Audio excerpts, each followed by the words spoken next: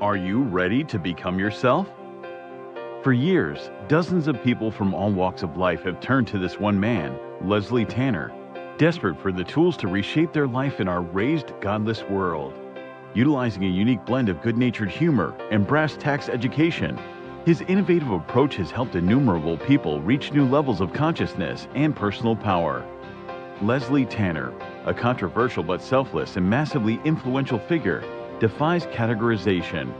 Since he and his life-changing program rose to fame, the expert class has desperately attacked him as a clown, snake oil salesman, or predator, attempting to silence him precisely because he is so effective at helping others become happier and more powerful in their own lives.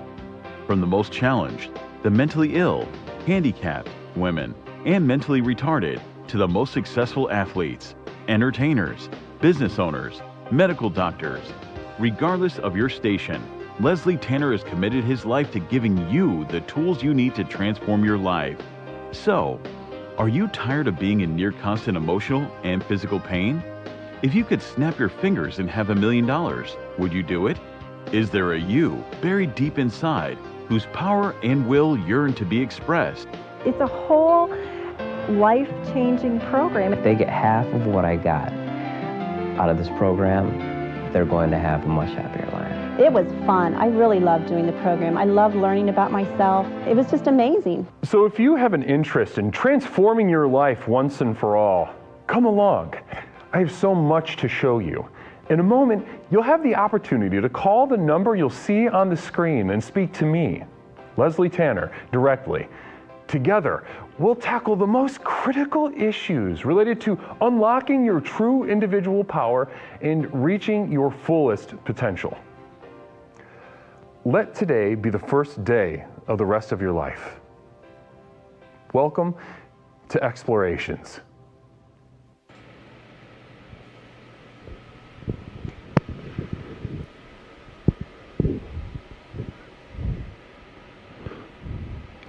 Ladies and gentlemen, it is me, Leslie Tanner, host, creator, and founder of the most effective personal power program in the country, Explorations with Leslie Tanner. Now, I take very seriously not just this program, but the trust that you put in me to take care of business, to give you the tools you need. And that's why I'm going to be nothing but honest with you tonight and ask you the question, I've heard your life, why wouldn't you be depressed? With very special guest Justin Golak tonight. Namaste, everybody. Good evening, everyone. How are we all doing? Namaste, everybody, to twitch.tv and youtube.com. Cougar Pie, explore addicted to porn, not a good person. Check, I believe it. I believe it. A lot of disabled people are. Namaste to you, Kook, and welcome on in. Let's get started with a gorgeous exploration already. We're having a fantastic evening with one another. I've been watching the chat. I've been watching the chat pop off, and it has been absolutely electric tonight. The mic is loud.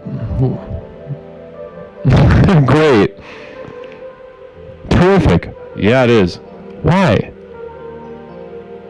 One sec. Let's see if we can fix it. I'm gonna whisper in the meantime. Can you hear? Wow, that's sensitive.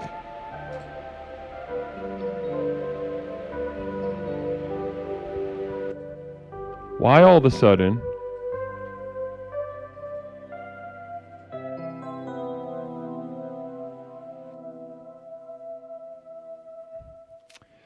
This thing.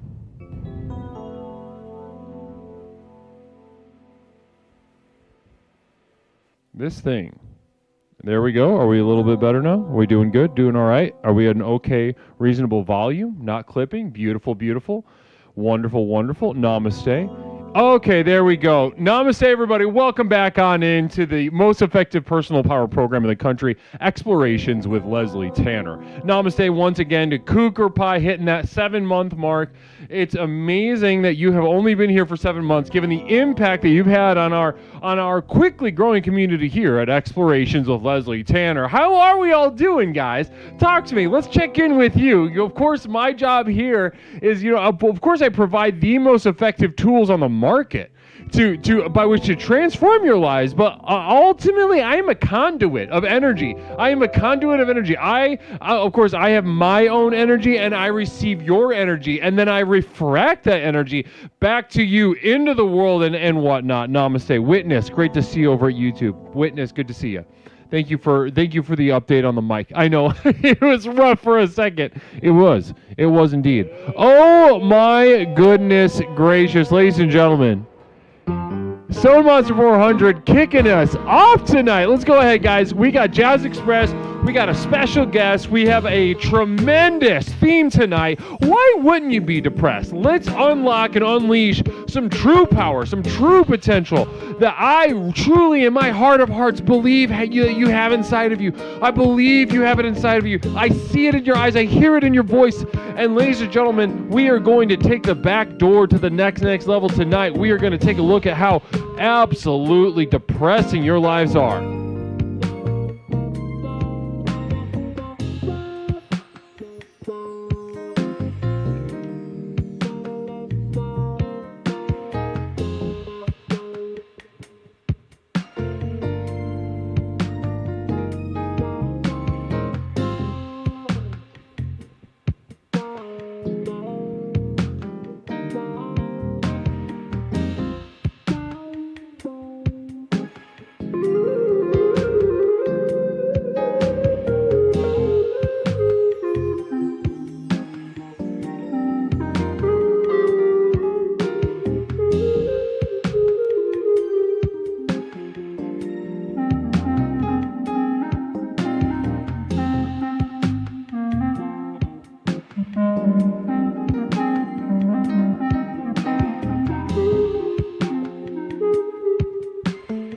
Namaste. Just getting a nice little tickle going. How are we doing? Namaste. Doofus Dusseldorf in here early, getting here early. Good to see you. Namaste, Pants O'Clock. What y'all doing, fellow Lesleyans? We're all just getting settled in on the Jazz Express, finding a seat, putting that luggage overhead, stopping by, getting a little sip going, a little bit of tickle going, letting the jazz sort of infiltrate the mind, body, and spirit as we get settled in. Blessings and namaste to you guys. Blessings and namaste. Stone Monster 400, you sounded super happy, like a wrestling announcer. Like a wrestling announcer. He's always saying stuff funny style.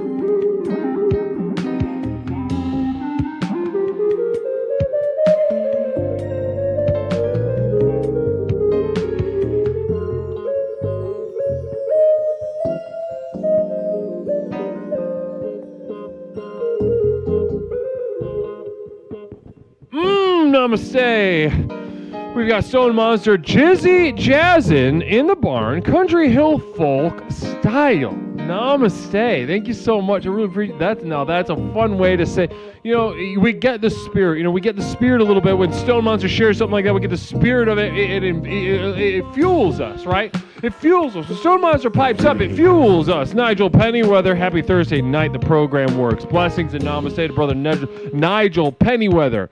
Blessings and namaste to you. Great to see you. Great to have you here. Blessings. Now, guys, we got such a show for you tonight. Why wouldn't you be depressed? Now, to see where that comes from, people ask me where these themes come from a lot, right? Like, how, Leslie, do you think of such poignant topics for us to explore?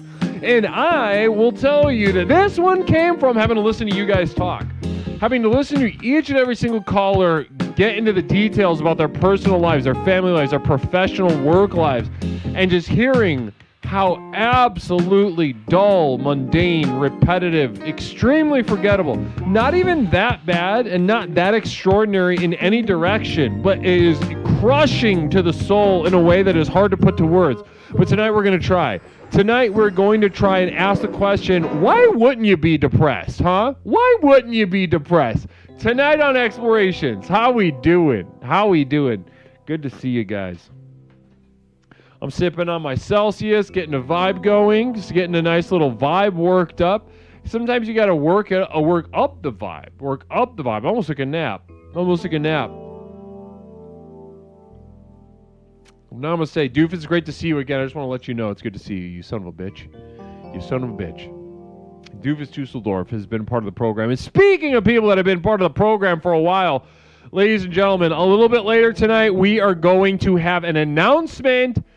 November 6th, new month, new Explorer of the Month. That's right, ladies and gentlemen, the poll has closed in the producer and moderator Discord channel in which we communicate and convene. And this past couple days, we had it out. We had it out, and we brought in a new Explorer of the Month. We had a poll, we voted, we argued. It was a tough argument, but the person that gets it tonight, we're going to make that announcement a little bit later. The Explorer getting it tonight absolutely deserves it. As soon as you see this name on the screen, as soon as you find out who's getting the merch, as soon as you find out who's getting the glory, you're going to be like, yeah, it makes sense. I'm surprised that actually he hasn't been. A little spoiler alert, it's a boy. It's a boy this month. Spoiler alert, it's a boy. And they deserve it. Namaste. Doofus Dusseldorf. I can't wait to get this little, we get a sub. 46 months. We're almost at 4 years with this son of a bitch. Good to see you, Guru. Always blessed to be here. The program works. I need to remember to send you an email about a disturbing dream later. Brother Doofus, you know that my line is open. My office hours are always for you, brother. Send me that damn email. I'd love to get something from you. Love to get something from you. Blessings and namaste to you. Now, ladies and gentlemen, we got a handful of stuff to get to. Very exciting. So as you know, the theme being, why wouldn't you be depressed?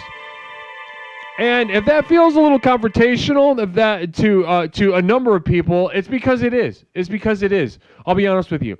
Not only am I going to really be honest with you about your life, and in a way that ultimately lets you come to a resonance with yourself and the reality around you, and therefore tapping into more of your potential and power than you could possibly have imagined before tonight.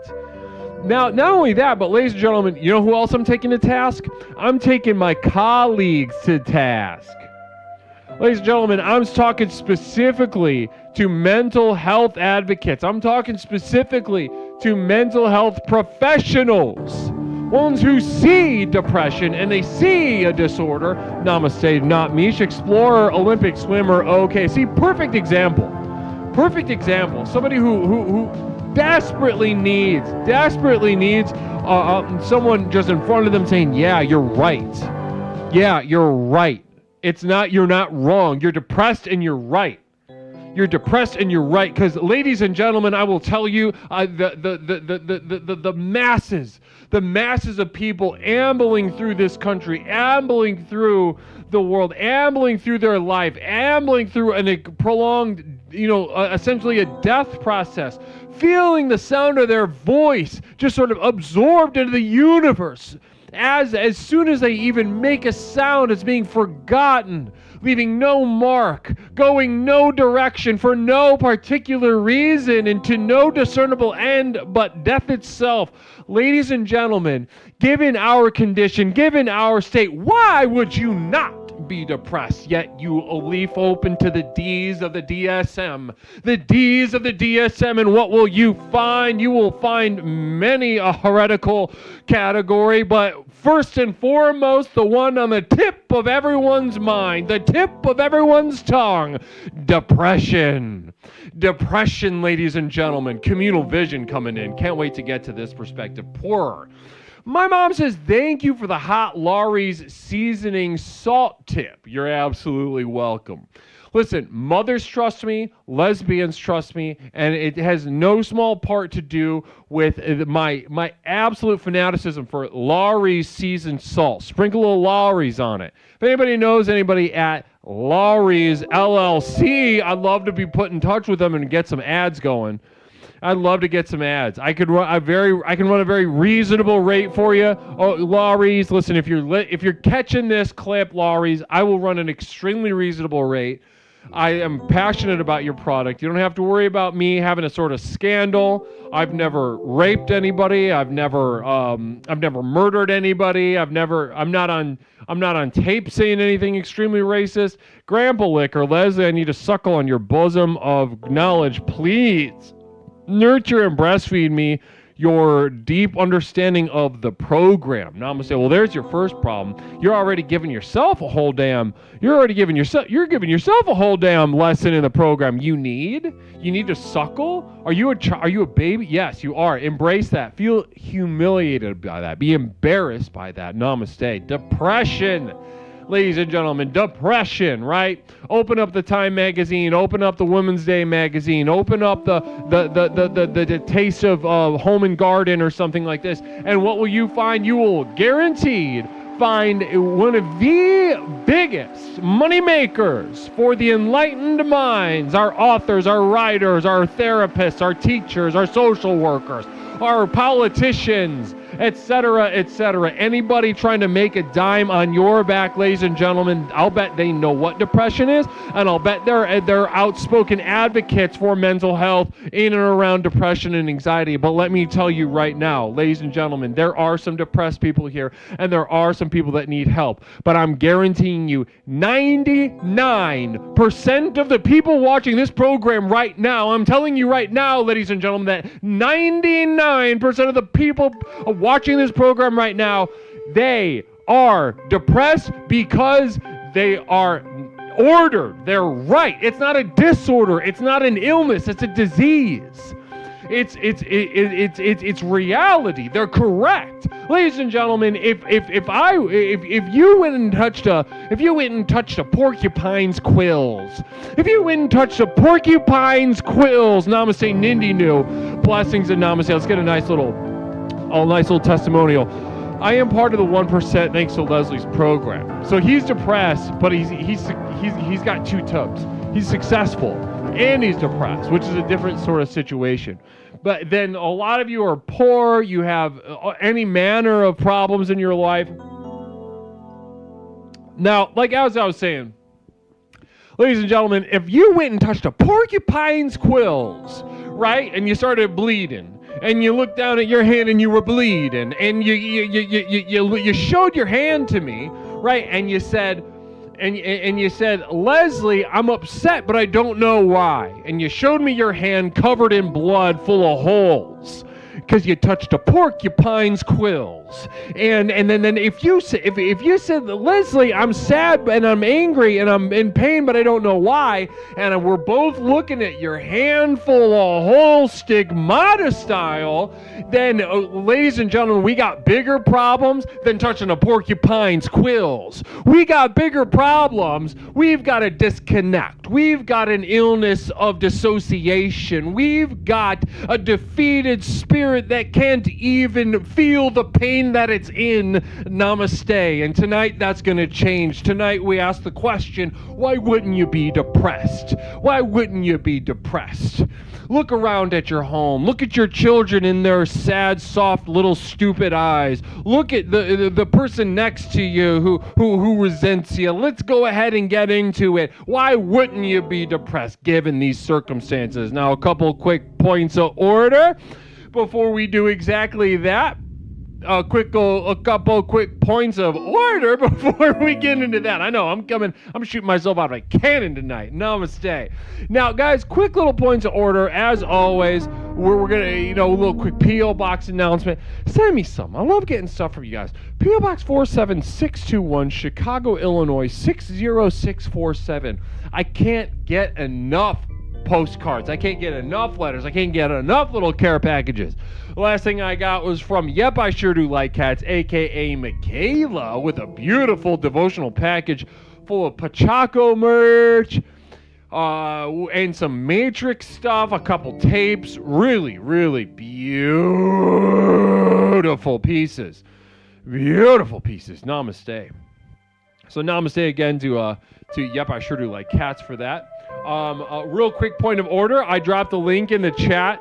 This is for mainly my Twitch viewers. YouTube, if you want to come over here and do this as well, you got to come over to Twitch for this.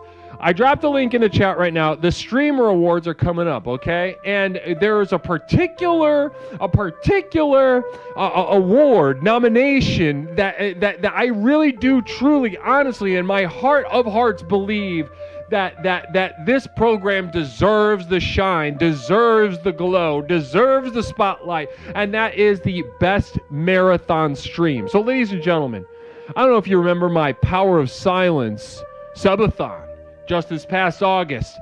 I don't know if that still has, if you could still feel the cindering, crispy edges of the crater left in your heart and mind from that whole thing. Very powerful stuff.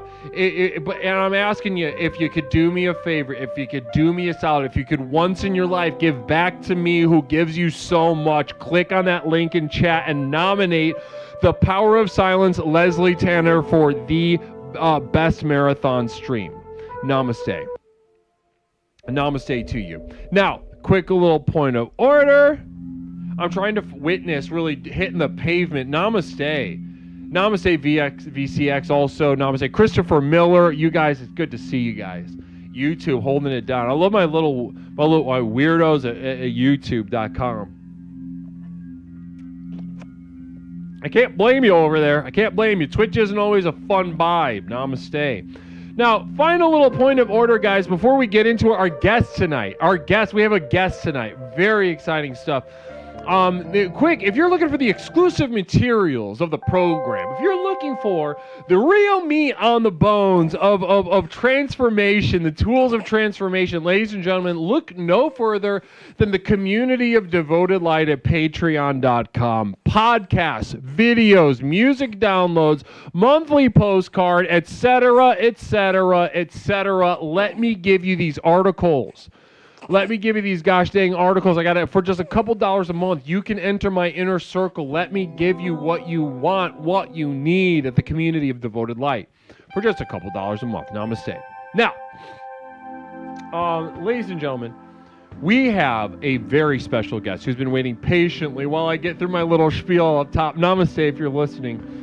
Namaste if you're listening. Guys, now this guy has been on the program before. This is maybe the third time he's been in the program. I can't quite recall. It has been too long since we have all gotten to feel this explorer's energy. Somebody who's been a part of the program since before the stream. Somebody who's been a part of the program since the podcast days. He has been a part. He's seen the seminar. He's listened to the podcast. He's listened to the tapes. He's watched. He's listened. He's taken it in. And ladies and gentlemen, we have seen the progress and transformation take hold in this young man's life. Now, a funnier stand-up comedian, you are going to have a hard time trying to find. This young man is sharp. He is sharp as a tack. He's quick as a whip. He's got a sense of self that you could set the goddamn atomic clock by. Namaste. He's also got a very almost brand new, very new newsletter that he started putting out called The Sophist, which we're going to get into a little bit later. Very excited. So guys, listen, get excited because we're about to really enrich and indulge ourselves tonight with our very special guest. I'm going to drag him into the room, make sure this is muted so you can't hear him in case he's, he could be, doing any manner of things. He could be, yelling at an operator. He could be touching, are you there?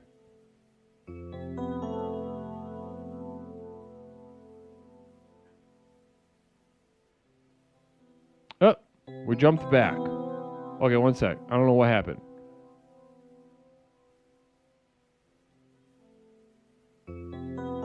All right. I think there. Can you hear me? One second. I got to adjust my... Why is that ever? All right. Can you hear me now?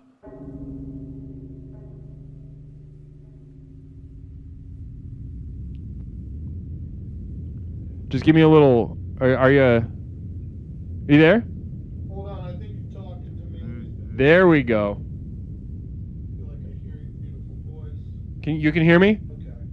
I can hear you now. I got my little headphones in. What's up, Playboy? Brother, it's great to guys. Listen, let's not. I got you. We got you squared away. You ready? I'm ready whenever you're ready. I am ready. Listen, ladies and gentlemen, let's go ahead. I'm gonna take this fella off of mute and introduce our. Well, hold on one second. Actually, I'm gonna put you on mute one more time because. One sec. Actually, I mean to make one quick adjustment. Namaste. Hold on one sec. Okay.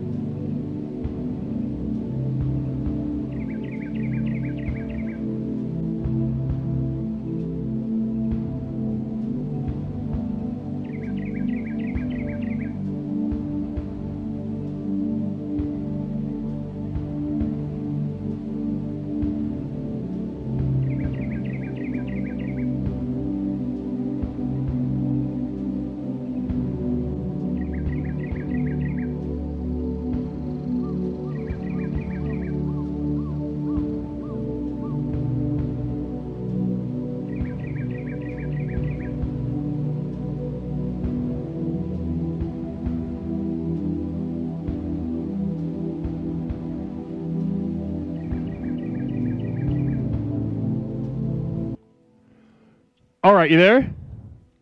All right, there we go. Okay, I'm going to introduce you now. I had to make a quick adjustment. I added a thing that I keep fucking forgetting about, but now I remembered, and it's all good. You ready? Let's do it. Let's I'm going to do your little intro. Here we go. Guys, join me in welcoming our special guest for the evening, Mr. Justin Golak. Hey, what's up, Leslie? How you doing?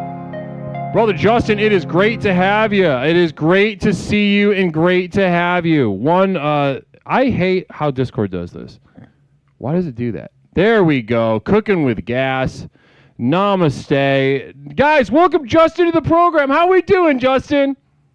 What's up, Leslie? I'm doing great. How are you doing?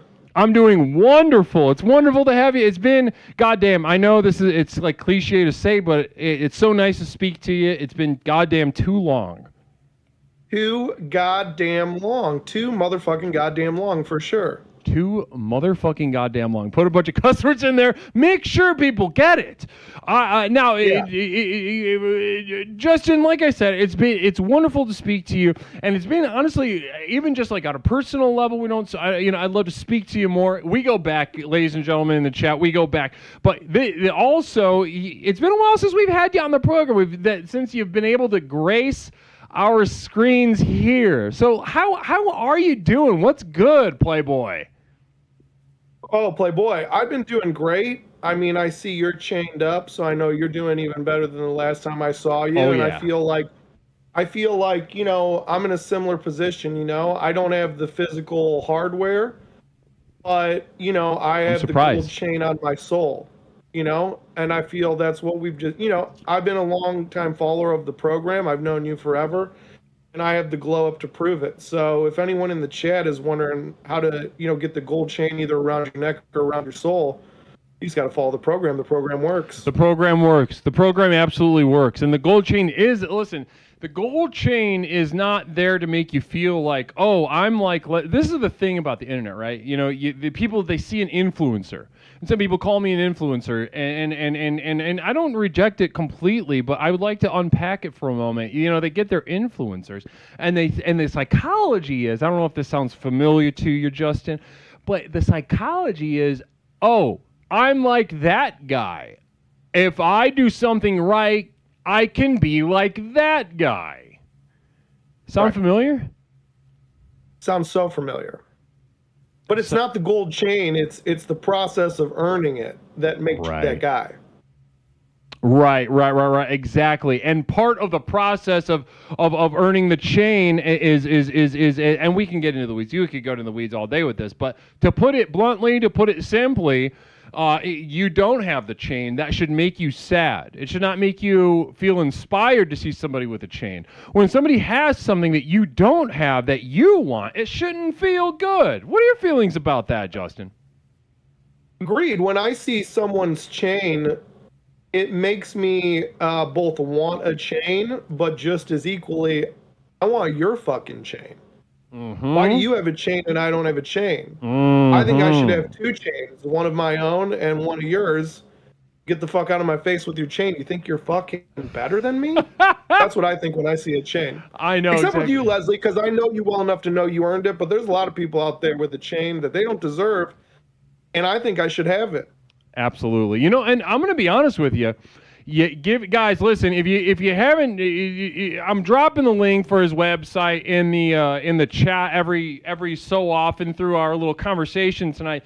Check out his work, check out his website, and more specifically for the purpose of what I'm about to talk about right now is you have an impeccable sense of style. If you guys go to his Instagram and just scroll right on through that Instagram and get a vibe, he's got the what's that like a Sherpa? You look good in like a Sherpa jacket with a little exposed chest, and honestly, I'm surprised you don't have it. Do you have a chain on in any of those pictures or anything? What'd you say? Do I have a what? A chain on in any of the pictures? No chain. You know, I kind of, like I said, I like to keep the accessories internal because, I don't know, I'm just not an accessory guy. I like to keep it a little minimal, but I do like a Sherpa. I mean, my kind of, you know what I think a lot of people miss style-wise? Tremendous style, though. You got a tremendous style. I'd love to hear you talk about style all night long. Go ahead. Thank you, Leslie. I think something people miss is I want to be appealing to all senses. A lot of people are just thinking sight. Does this look cool? Do I look cool in it? That's obviously a part of it, but I want to be wearing something that people want to touch, and I want them to like it when they touch it. I want to smell good. I want to look like I taste good. You know, I don't invite taste as much as I invite touch, but I want people thinking like, man, I bet that guy has like a kind of salty caramel taste going on if I just kind of like licked his shoulder. So I want to be appealing to all the senses. I want a corduroy, making a nice rustle, appealing to your ears. You know, I want to hit all the senses, make you feel all the feelings. Absolutely, 100%, 100%. Also, I think there's also the added element of sort of a, you know, if they don't know your personal life, ethnically, if they tried to nail you down, who knows? A little bit of a vague ethnicity, I think, which adds to a nice. It's like it adds to like an immersive sensual experience for me. Yeah, I grew up around a lot of girls when I was in high school that, you know, you could see kind of the visible end of their makeup line around their chin. Sure. And yeah. I think that's fun because it's like, which skin is the real skin, the top half or the bottom half, and that keeps you guessing. And I like that. And I think I'm trying to do that with my style. Again, just like I don't wear chains, I don't wear makeup, but you know, if I can wear an outfit where you're like what even country is this guy's family from, that excites me. Right, because it asks questions. This is something we get into. Chat, I know, chat. I can already hear chat saying, "Leslie, we get it. You can stop saying this really basic core principle of the program." But something that we talk about here all the time, Justin, is using the tools available to us to ask questions and leave those questions without answers. The power in posing a question and leaving that without an answer is so much more powerful than offering a resolution. 100%. I mean, I think, you know, whether you're looking for friends or, you know, you're trying to impress someone to get a job or you're looking for a significant other, I mean, I think confusion is kind of the foundation of attraction. Absolutely. You know, when you're on that first date, you don't want someone looking across from you like, okay, I get it. That's like the worst thing someone could think about you is like, I get it. You want like in the first 10 minutes, them to just be firing questions off at you with the underlying principle being like, what the fuck is going on with you? Yeah. And then you're like, I'll tell you. And now you're in a conversation and now you're getting that job. You're going to get beers with your new friend, or you're getting, you know, your dick and or pussy wet. Look at that. Look at that. Listen, ladies and gentlemen, when I said that our guest tonight truly embodied the program, I was not whistling Dixie. This is the real deal. He is the real deal. If you feel inspired tonight, but you're unsure about this program, maybe you're a little new, maybe you're a little uninitiated, but look no further than the inspiration you see on the screen right now with our special guest. So listen, we could, you know, we've known each other long enough. We could really chop it up all the night long. And I would... Yeah, we always get into hog talk too, and I always apologize for it, but it's just such a natural road. And we could hog talk for 3-4 hours. We could do a marathon, but... Oh, Lord. Yeah, I'm fine to move on if you need to, Leslie, but I love talking with you. Couple drinks and some hog talk? You know, don't threaten me with maybe one of the best nights of my life. If we each, you know, I would get ooh, I don't know. What kind of drink would I get? I'd get maybe I'm over gin. I don't like gin right now. You're on a gin tip. I'm a whiskey guy. I like it a little aged, but yeah, anything sippable. You take some sips. You talk hog. I mean, if you're, you know, I think too many men are either, you know, just they have no one in their lives or they have Andrew Tate in their life. What you need is you don't need either. You don't need a father and you don't need Jordan Peterson. You need a good buddy you could sip a drink with and talk hog with. And that'll change your life. That'll make you treat your wife better. That'll make you better at your job. That'll make you find a wife if you need one, to make you take care of your kids if you're not. Step up. Get a friend, talk hog, have a couple drinks, be chill. 100%. Well, listen, already tremendous stuff. Justin, one thing I did want to get into with you is just listen. It's not every day that we get to speak to a real life comedian, you know, and just to get that insight of like, you know, what's it like? What's it like to, you know, to be on that stage, to be in those lights over and over and over again. It seems so glamorous, but I've also heard that there's a negative side to it sometimes. Yeah, the negative side, I think, at this current point is that it's a popular thing that people like to do and see. I don't know. Speak on that. I mean, I know, Leslie, we're around the same age. I don't know how your audience skews. You know, we are on Twitch, so I assume some people listening are 12, but I'm hoping there's people our age. I think the way stand-up comedy is right now, I like to think of maybe sometime in the late 80s, early 90s. Right. Every town had a little dance hall where 8 or 9 people would get together and just swing dance. And they're like, isn't it crazy we're swing dancing in the late 80s, early 90s, but it's fun. We have a community. We all like each other. This is great. And then like one Dockers ad and one, I mean, frankly, one of the best movies of all time. But those two things just set off a firestorm. And probably for like 4, 5, 6 years, these people are like, who are all these losers ruining our fun swing dancing time because of the damn Gap ad? And I feel like that's what stand-up is. You know, a couple crowd work clips come out, and now, like, you know, every just, like, misguided college graduate, every, like, divorced dad is coming out, sign up for open mics, and everybody on a goddamn first date is coming to a show. It's like, come on, the first date, don't come to a comedy show. You don't want to laugh at this joke in front of someone you just met. That's too revealing. It's too vulnerable. So I started comedy in 2006, and I miss the times. And again, it's like a monkey's paw. You know, when you're doing something and no one gives a shit, you do wish it was more popular. But it's a real monkey's paw wish, because now I'm missing the times like 15 years ago when I would tell people I do stand-up, and they're like, I didn't even know that was still a thing you could do. They thought it was, you told someone you did stand-up, it's like, you're like, oh, I play stand-up bass in a blues band. That's what it felt like you were telling people. And I miss those days dearly. Right, like a marching, like I play the baritone in a John Philip Sousa band.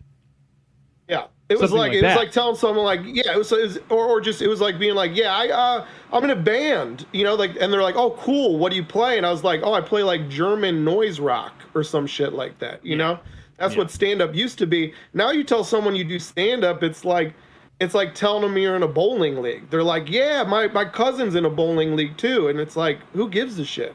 Right, exactly. You know what? And I say this as an outsider. That I think, you know, and this is what makes me so energized to bring this program of explorations to so many people, but especially artists. Because one thing that I see in a person that gives me a hint of the potential and power waiting to be expressed inside of them is, on the surface, what it looks like often is like a sort of hemorrhaging anxiety that's just barely under that conscious, unconscious little lip. You know, like it's wanting to creep up, but it can't. There's something in the way, and they're doing all sorts of weird stuff up top. They're doing weird stuff like you know, more obvious stuff, that they're rearranging their shoes. But on that same exact level, in an obsessive compulsive way, a lot of artists in general like to it's popular to express yourself. They believe it's empowering, and ultimately they see it in a political context, which is the worst. And that's where when I see it, I'm like, the Explorations program could do tremendous work. So what you're saying about comedy being so popular, I see a trend within art in general, and this just really terrible, alienating anxiety that they feel, but simply can't admit to themselves. Have you seen anything like that before? 100%. I mean, anyone that joins any art form, but I'll just speak on mine to keep it, you know, particular to my knowledge set and not proclaim to know everything. But anyone that joins this to make the world a better place, I mean, they should be institutionalized. I mean, that's a sick brain right there. If they were even around, I would say so. I would say so as well. Yeah, padded room for at least 5 years minimum mandatory sentence on that. But yeah, I think, I guess the best way I would put it is, you should not pursue art as a career or even as a strong hobby. Like, you could do a little painting in your garage to meditate, but even if it's a strong hobby, like a side gig or your full profession, you should not do it unless you are literally good at nothing else. You have to be so devoid of talent in every other area. And I proudly consider myself one of those people, and that's why I've been doing it for 20 years. And honestly, I think I've done one of the things that I'm most proud of, that is equally the most saddest things you can say, is that I think I'm really good at stand-up at this point, after doing it for 20 years. I can agree. I agree on both counts, that you are very good, and it's depressing. Yeah, it's the context in which brutal. A person has to has to thrive in some sense. The word's doing a lot of work. I would never call what you do or your lifestyle thriving by any stretch, but at the same time, yeah, it requires a great deal of sadness on flanked on either side, and loss and sacrifice. So that honestly, really, I think is a beautiful segue, Justin. One reason I was excited to have you on is tonight with the explorers in chat, we are exploring the question of, why wouldn't you be depressed? Why wouldn't you be depressed, right? Because I look at, I see a lot of people trying to talk themselves up, giving themselves these pep talks. They're very upsetting. Stone Monster 400, like a backup point guard that never gets in the court. Yeah, exactly, Stoney. You're absolutely what's the barking up the right tree or something like this. But why wouldn't you be depressed? And the reason I ask this is because so many people that I work with, easily, I said 99%, and I meant it. 99% of the people in chat right now, how many people do we have? About 60,000 people watching. 99% of you people have just objectively depressing lives. And it's difficult to admit, but somebody who doesn't find it difficult to admit, somebody who's done the work, somebody who has explored the program and can say how depressing their life is our brother Justin right here. Justin, take us into it. Take us into some details. Provide us with a little bit of example. How depressing is your life as a stand-up comic? Well, see, I mean, that's the part of it is objectively depressing, but then, you know, there was a real chunk of time where you get to express yourself in a way that feels good, where you're achieving things in this path. Again, a path with no fruit, completely fruitless, but for the achievements that do exist, you're hitting them, while at the same time you're getting fired from every other job outside of comedy that you take. And, you know, you're giving up relationships with normal people, but you're forming these friendships and these bonds and these creative partnerships with other creatives. And it's very invigorating and very beautiful. And now you're just surrounded by people that are just trying to be the next Matt Rife, and even more sick, people coming out for the chance that they might get to see the next Matt Rife, their town's local Matt Rife. And it's really sick because it just feels like you're in prison and you hate it. But every Tuesday there's Jell-O. Every Tuesday there's Jell-O, and it's good Jell-O. It's cherry, it's your favorite flavor. They even give you like a big serving of it. And then you find out one day, like, oh, it's I don't know, a bad thing. I really fumbled the analogy there, but or just how about, no, there's no gel. It's a rice cake, unflavored, not even nacho cheese, not even cinnamon. It's a rice cake. Obama's president, Michelle Obama, wants healthier prison lunches, rice cakes now, no more Jell-O. And that's what stand-up is now. It's just a rice cake on a life where at least the Jell-O was so fucking good. I would look forward to that Jell-O all the time, you know, and that the Jell-O's gone, man. But I do think reality is always more beautiful than phoniness. I think of life as just, every truth in life is just like a hurricane. It's scary to go into it, but there's calm in the middle. So whether you think art can change the world, whether you believe in God, whether you think the next election is going to be the one that really changes things, you got to push through the reality and know that no one cares about you. Your life's not going to change and the world around you will disintegrate. If you push through that truth, there's real calm on the other side of it. And I honestly think all these sickos are going to get bored of stand-up soon. I think I'm going to keep doing it because I have nothing else to do. I think it'll be fun again in like 5 years. And, you know, I have a lady in my life that I love because she's a similar sicko. You got to find another sicko and take on the depression with them, you know, a partner in sickness. And that's, so I feel great.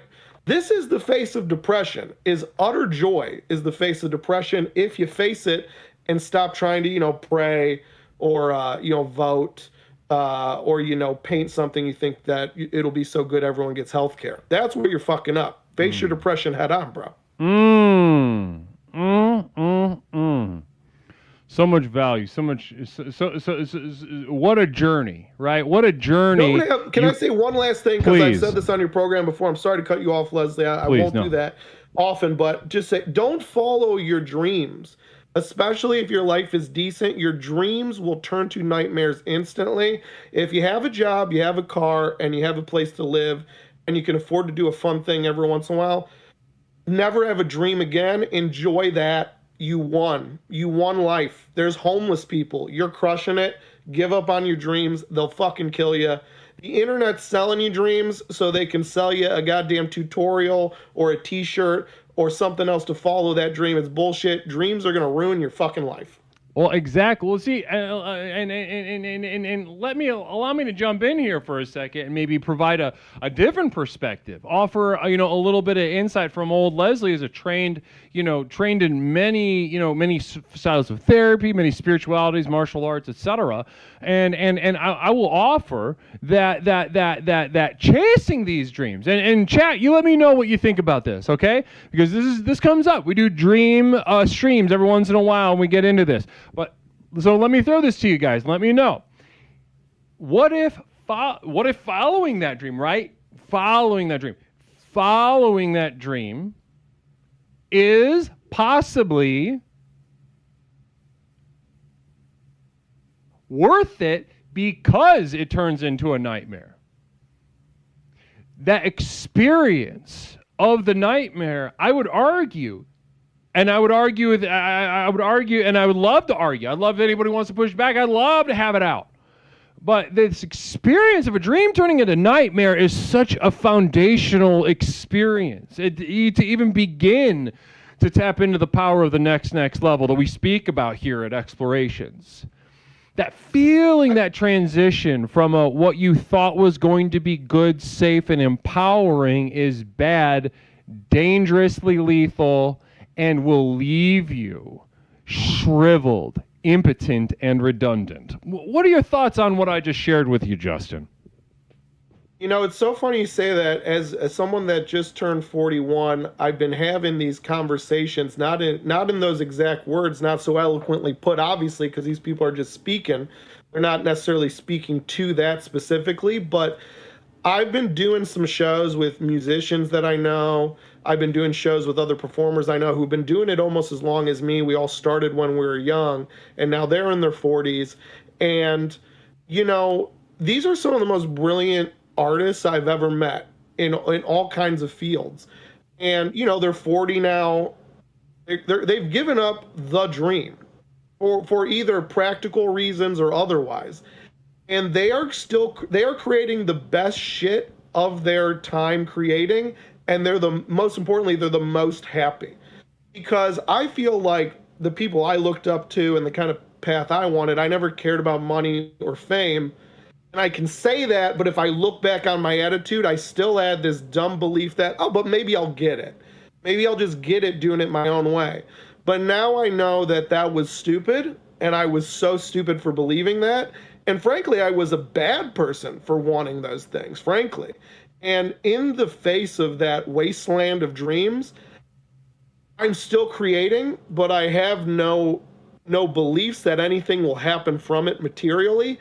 And I gotta tell you, not only am I creating the best stuff I've ever made in my life, but I'm having so much fun doing it. And I will do shows in my basement for 10 people for the rest of my life. If it's 10 people that would that engage with it in a meaningful way, and I'm sitting there on stage, you know, or in my basement as it will, creating in a meaningful way.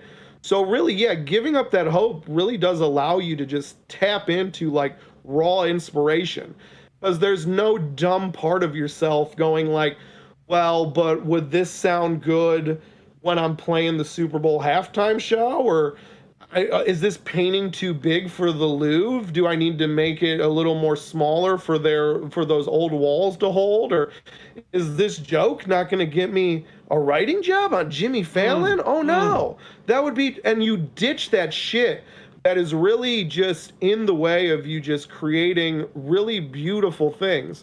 Yeah, you got to get rid of hope. Aging and failing creates the best art. Look at that. Look at that. Listen, right in the middle of your little spiel, there began in the chat, right in the beginning of your address, there began in chat. Are you looking at chat right now? Very exciting development. I'm not. Okay, well, listen, I'll just let you know what happened. They started trying to guess your race. So I'm going to start a poll trying to get your race. Ready? Guys, vote. Content does not meet the guidelines. What the fuck? Hold on one second. What? Okay. Hey, while you figure this out, I'll tell you. Let me give you a quick. Oh, go ahead. Don't say your race, but I'm not gonna. Here's what I have. I have the poll that I'm trying to put in, and Twitch does this all the time. The question is our guest's race, and then it says Arabic, Jewish, Persian, Puerto Rican, or crazy white boy. And it won't let me do it. But which of those words won't let me push through? What were you going to say?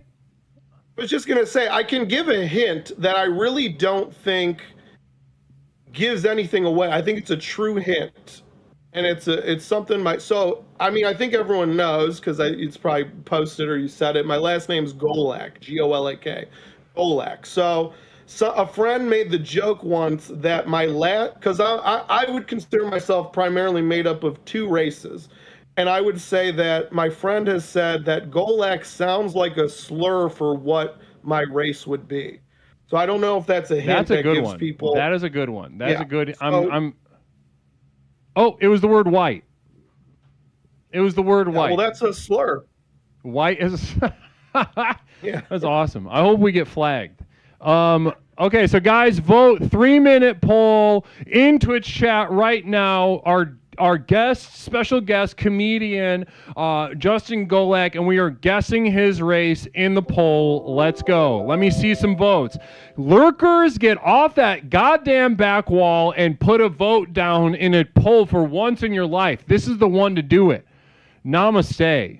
Namaste. The Gelgoog guy, the program represents undefiled wisdom instead of hypocritical self-deceit. Leslie has taught me the value of vengeance instead of turning the other cheek. Gelgoog guy is really, he's like a fish in water. He hasn't been here that long. He's doing a terrific job. So guys, we got Arabic, take a long look at his face.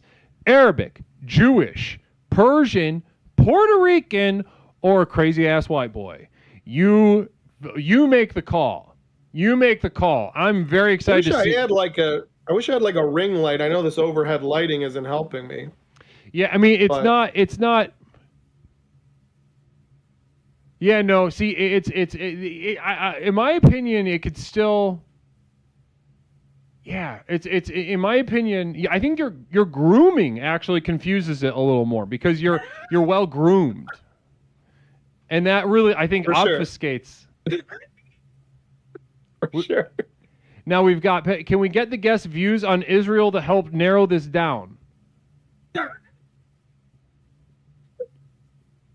we just give a thumbs up or thumbs down to Israel, and then people can take it? On Israel, on the situation in Gaza. I mean, I support the Jordanian people. I think they have it the worst.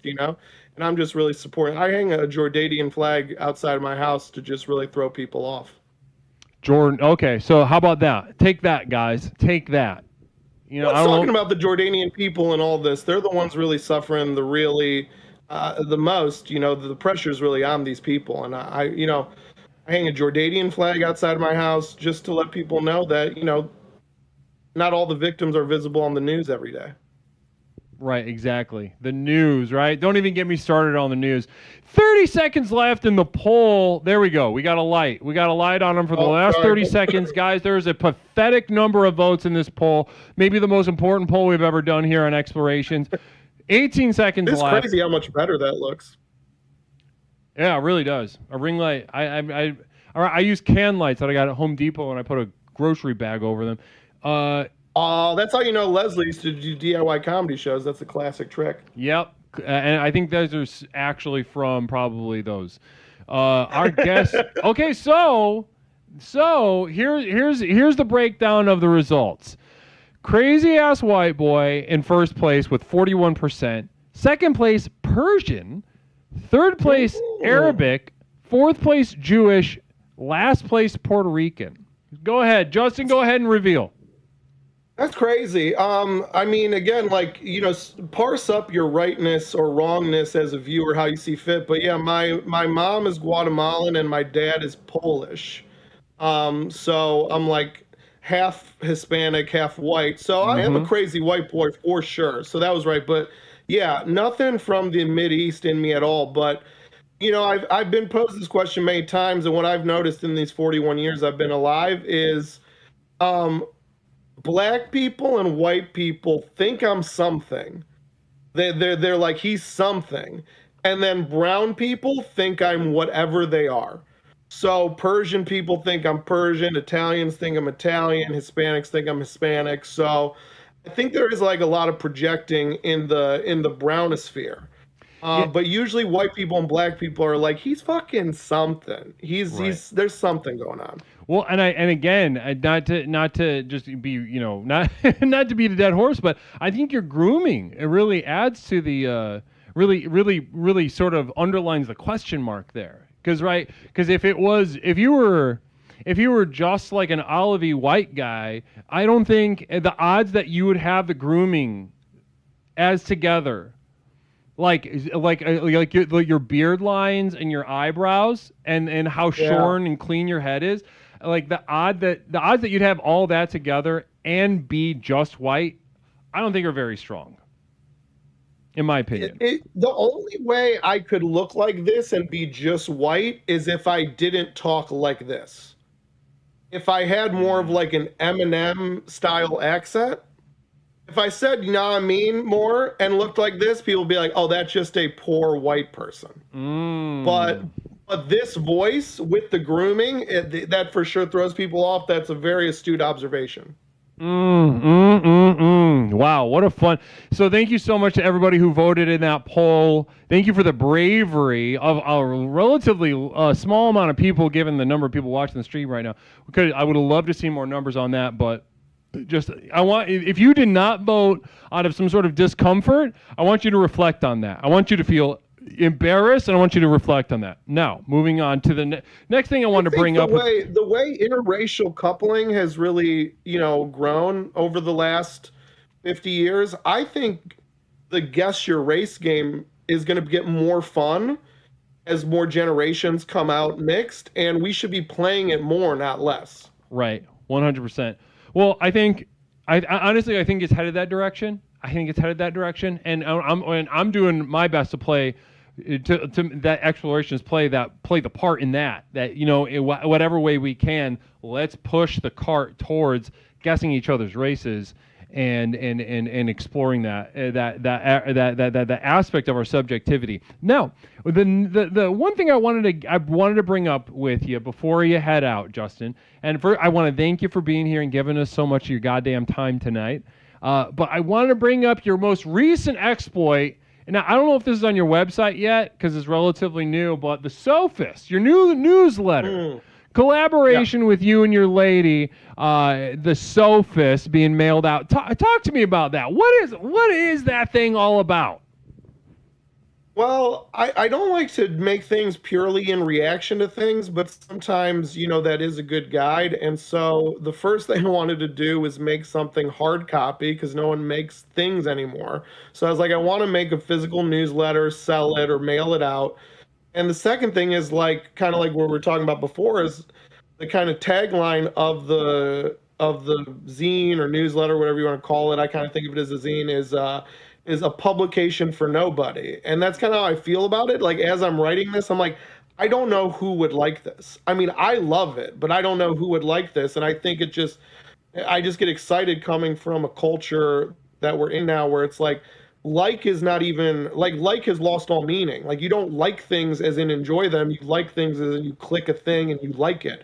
It's become like a social media word. It's not like a real word. So I think everyone just kind of creates or acts or performs in a way to be liked. So I just kind of wanted to make something hard, like a hard copy thing, and make something that I'm just making to make. I don't care if anyone likes it. I don't care if anyone reads it. I just want to produce it because I want to produce it. Now, Leslie was beautiful enough. He signed up we did a 3-issue preview run. The last issue is going out this Monday, actually. So Leslie, keep your inbox on the lookout for that. So absolutely will. Yeah, there's a few dozen people that signed up for it. We're just mailing it out for free just to kind of get it working and whatever. But I think we are going to launch it in earnest for anybody that wants to subscribe in 2026. So I would say, at Justin Golak on Instagram. I'll probably post a story about it when that launches. But that's like the only social media I use, and I pretty much just post stories about informational kind of things. So you can follow me on Instagram if you want to know more about the Sophist. But yeah, I'd say by Q1 next year we should be launching it. I think it's been so fun to do, and honestly, again, for something that I really haven't been trying to make palatable, I've just really been kind of pouring my dumb heart out on it. It's gotten really good feedback, so I hope people get into it and like it, and we'll do more of it. It's awesome though. Yeah, no, I think I love seeing stuff. I love seeing efforts like that pop up, as the institutions, one thing we watched over the past, 5 years is just institutions continue to absolutely shit their pants. Sort of the algorithm bending everyone over, spreading the cheeks wide open and inserting the sort of non-phallic penis, if you can imagine that, the non-phallic penis of the algorithm, and really just really raping us. So, and we've all experienced that. So to see, an exploit like the Sophist, a publication for nobody, you wrote in your last issue about God. What was it before that? I forgot what the first one was. It was death, and then God, and then this one, breaking exclusive on Explorations with Leslie Tanner is War. War is the third and final one. There we go, guys. You heard it here first. The third final one of the test run is about war. So if you want to keep up on some information about that and shows and what have you, go, guys. I'm dropping this link in the chat pretty often over here for JustinGolak.com. I'm excited. I'm excited to get this last one. And you're thinking maybe first quarter, 2026, full launch. Yeah, I think we'll probably open subscriptions like early next year, January, February, and then probably something like March, April, the first one will go out. I think we might do it monthly, like a big issue quarterly, and then smaller issues in between those months. So yeah, dude, it's been fun, and I want to try to find places to like sell it in person and meet people, but a mail service is kind of like a great way to, I've been traveling and meeting people for 20 years now, so I have a lot of friends and people I like that live other places. So the mail is still tight. Postal service is great. I print out the copies at the post office. Support your public institutions. But I'd love to just like performing. I'm tired of fucking not being around human fucking beings. And it's worse now that everything's being not even made by human beings. At least dog shit slop on the internet was made by people before. I mean, we're gonna be nostalgic for that soon enough. Yeah, namaste. Well, listen, Justin. Well, I think that was a perfect little bow. That was a perfect little bow in our conversation tonight. Justin Golak, stand-up comedian, divorcee, author of new newsletter, The Sophist. Justin, I got remarried though. That's true. Well, true. I'm back. Does it still count though? Yeah, I'm still a divorcee, but I'm also a married. Right. I'm also a wife guy. Yeah. Oh, that's true. Both. I want credit for both. Second wife I exist guy. Maybe. I don't know. Which I think is cooler than one wife guy. Yeah. I mean, I don't think I'd love to see a robust discussion on that in chat tonight, guys. Yeah, I think it's one wife guy and then just below that divorce guy, but then above both those second wife guy. My thoughts, my opinions. I love it. You guys savor on that. Suck on that like a little lifesaver tonight and enjoy it. Well, Justin, thank you so much for being with us tonight. I really appreciate your energy, your insight, and as worthless and pointless as they may be, your artistic exploits. Leslie, I think you're a beautiful man. I love this show. I love you more than words can describe. And by proxy, by transitive property, I love the Explorers. So I hope to be back soon. But until then, I'll be lurking in the comments section with all the other Explorers. Namaste, Justin.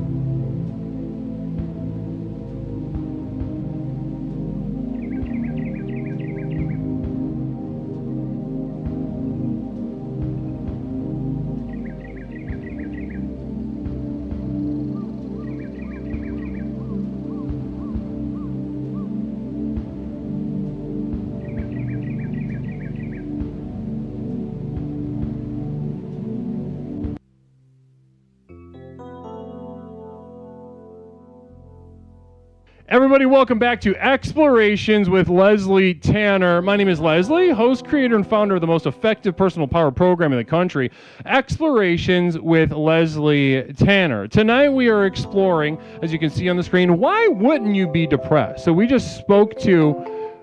You are connected. We just spoke to our brother in arms, our brother Justin Golak.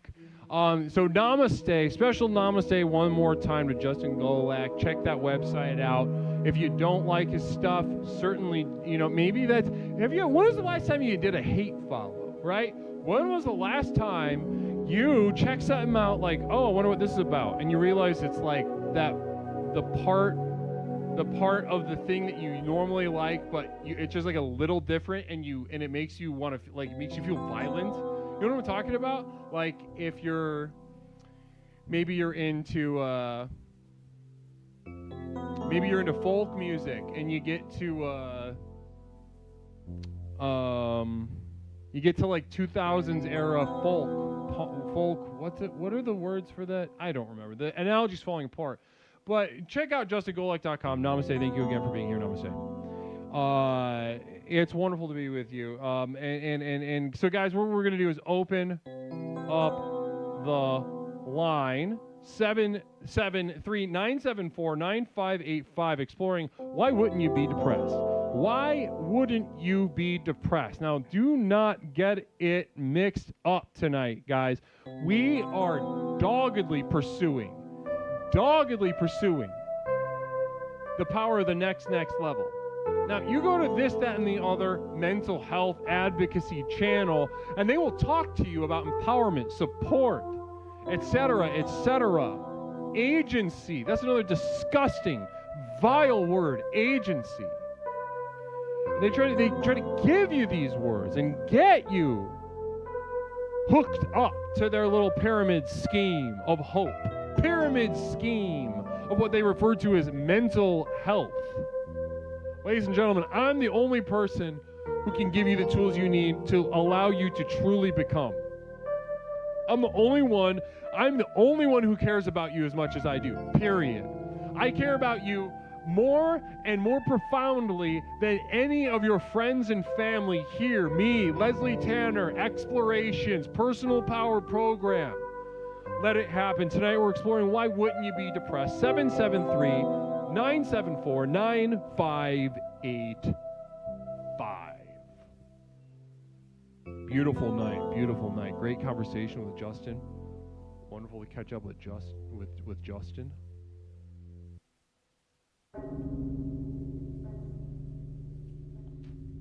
I didn't put Guatemalan in the list.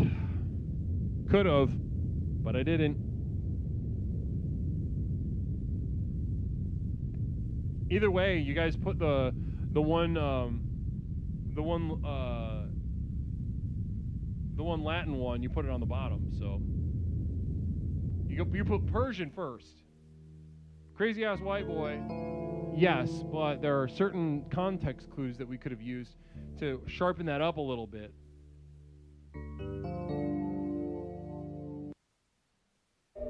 Greetings, Pad. Great to have you, Pad. Pad Alien, blessings and namaste to you. Poorer was on the right. Poorer's nose was sniffing on the right track. Namaste, Poorer. Good call. All right, we got some callers lined up for the night. Let me update something real quick.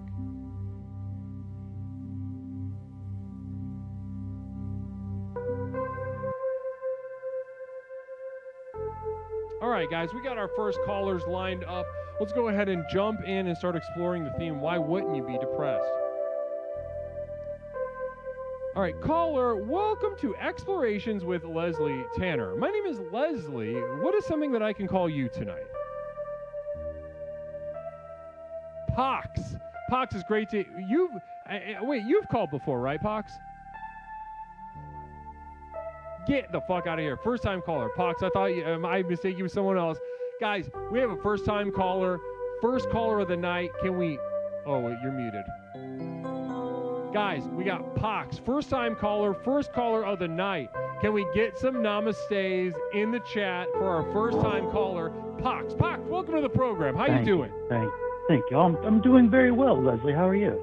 I'm doing great. I'm energized. I'm excited to be here with you, Yeah. Pox. Yeah. Now, Pox, what made you want to call in tonight? What got in you? What got under your skin that made you want to finally just jump in that deep end and see how it feels?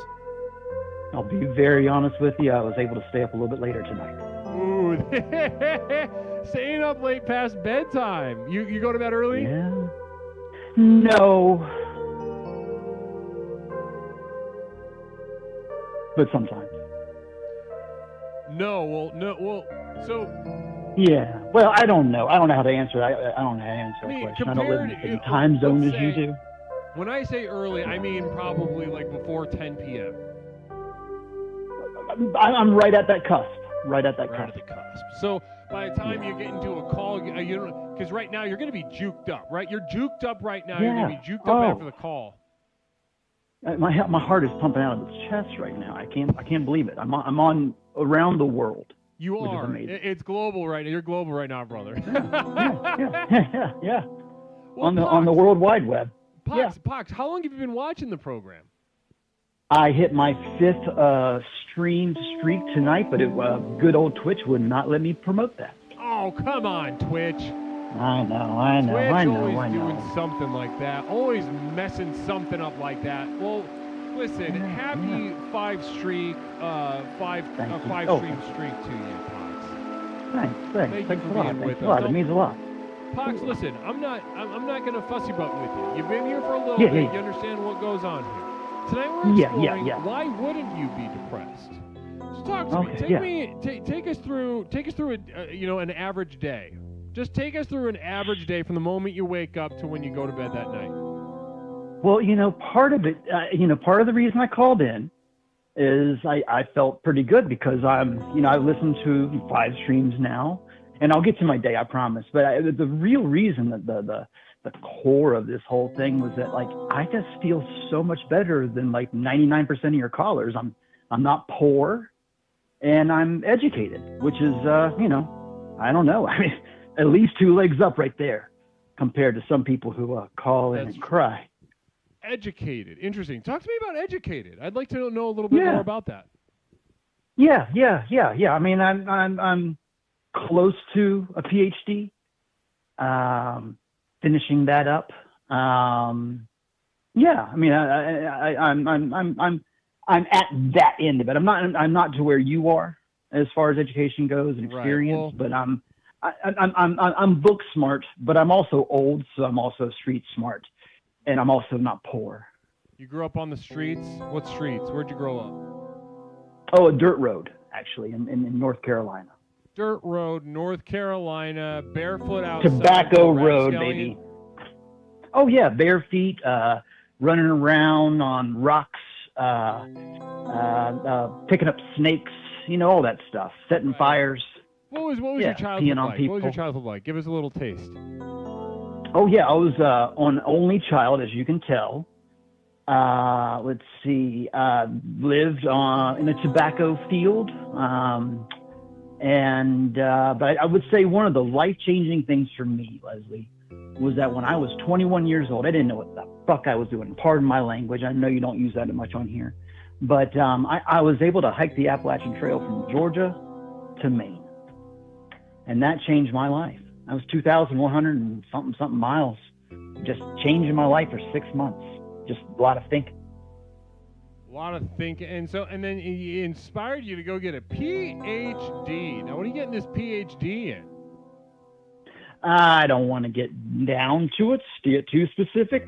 Why not? Because it would pretty much, it would tell you exactly where I'm going to school, and I don't want to do that. Oh, okay. Can you give us a general field?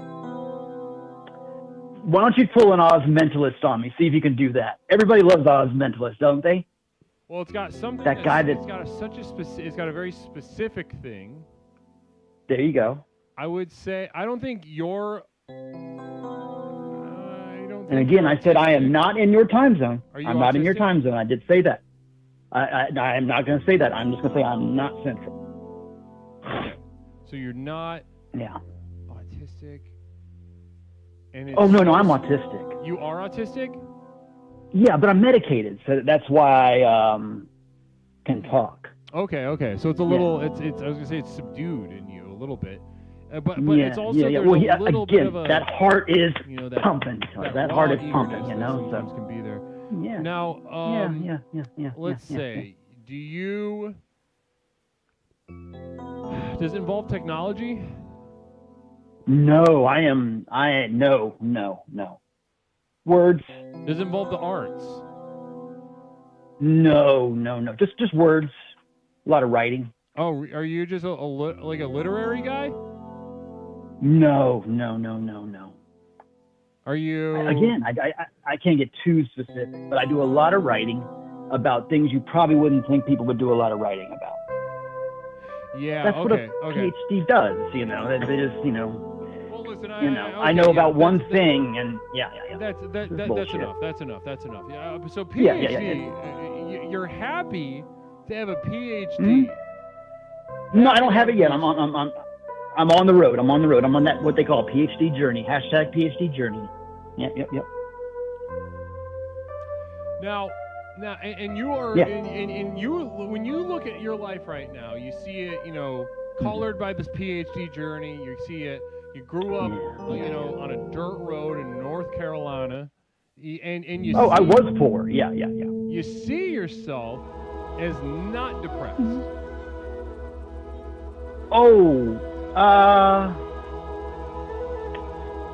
I mean, if I'm medicated for it, does that mean I'm still depressed? Yeah, are you on meds? Are you on antidepressants? Well, yeah. I guess I'm depressed. Yeah, you're depressed. But I'm not. That kind. Like fart with your mouth depressed?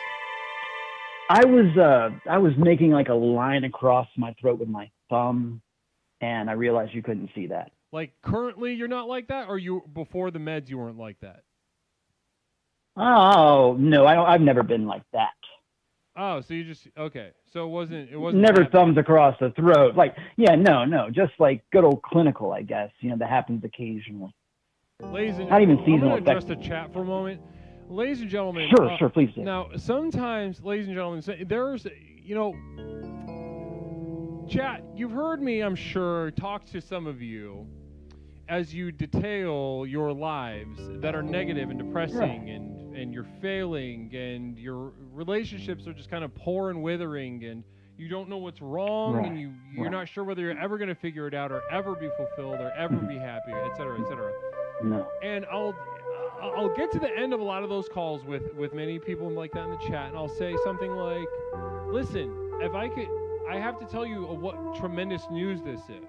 You are on the cusp of unlocking your true power.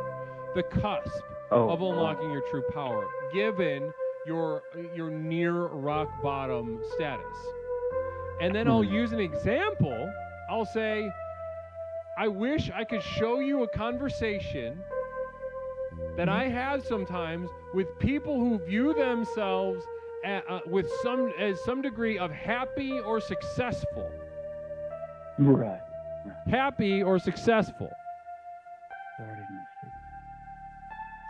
One second. I gotta adjust my. Yeah. I just gotta adjust my audio. There we go. Happy or successful. I wish I could show you a conversation that I have with somebody who views themselves as happy or successful. Right. To show you how far they are from tapping into the power of the next level. Now this is where, listen, you've got a life that brings you a sense of contentment, it sounds like, right? You've got Are we back to me? Yes. Are we back to me? Yeah. So you've got your niche little interests. You've got a routine. You've got a flow in your life. And thank you, Booty Wow. Namaste to Booty Wow for that beautiful little tip. Thank you so much. Now, what we're really listening here is a deeply lost and repressed soul. a deeply lost and repressed soul. Now, listen, I don't mean to come down hard on you on your first call now, Pox. Oh, no. It's fine. Please do. Yeah. But listen, you've got all these happinesses, quote unquote happinesses in your life, or contentments in your life. And then you say like, oh yeah, I am medicated though. Yeah, I am autistic. Listen, brother, if you are serious, if you're serious about making some evolutionary progress here in the program, I would strongly consider either cutting your meds in half or just getting off of them completely starting tonight. I have thought about that so much. I just figured the best place I could do, like, go off for a couple of days, and then the next thing I need to do, like, let's say, like, Monday morning, I go to a Starbucks, just get the biggest fucking cup they have, and just start medicating that way. Like caffeine, Speed, that whole thing. Caffeine, yes. Uppers, stimulants, yes. Exactly. I love that. Exactly. Listen, there is so much to be gained and learned in that. Now, listen, I know right now you're thinking through it. It's a fantasy.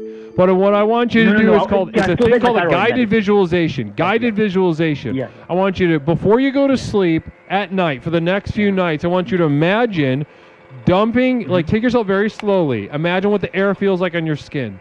Imagine what the floor feels like under your feet.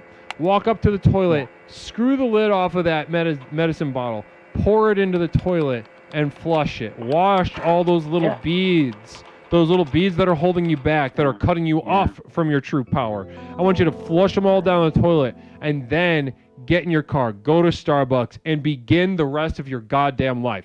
If you don't do it in real life, I want you to guide yourself through the visualization, okay?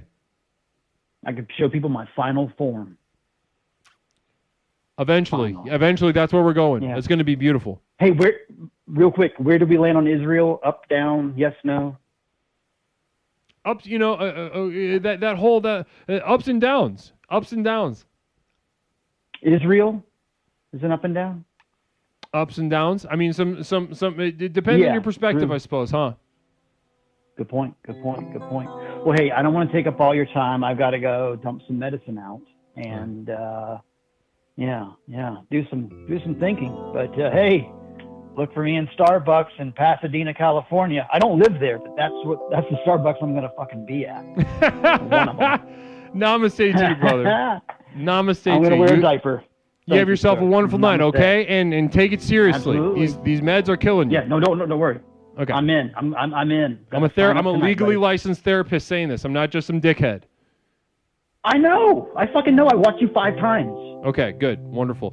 Mother Nipplebottom Communal Vision, that is the program working. Namaste to Mother Nipplebottom. Great to feel your presence tonight. Mother Nipplebottom, a very bright explorer here. Namaste to you. Very observant young lady, really tremendously supportive. Namaste to you. Tonight we're exploring, why wouldn't you be depressed, on Explorations with Leslie Tanner. 773-974-9585.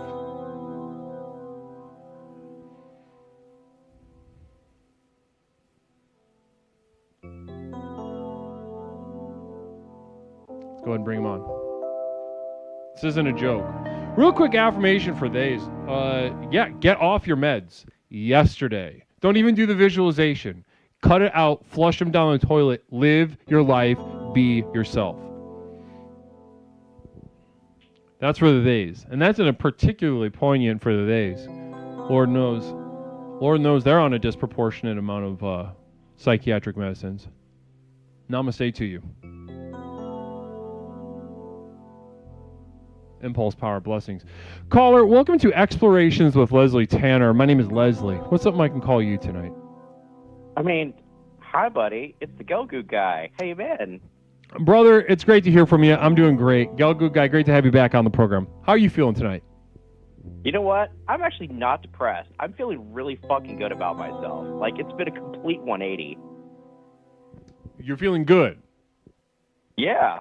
I love that. So last Tuesday, this was Tuesday night, ladies and gentlemen, I don't know if you remember, Tuesday night we spoke with Gelgoog Guy. Oh my goodness gracious, we're being raided by dear friend of the stream. Hold space for my tribe. Namaste to you, brother. It's great to have you and your gang of goofballs. Crows up. There he is. I was just thinking about you.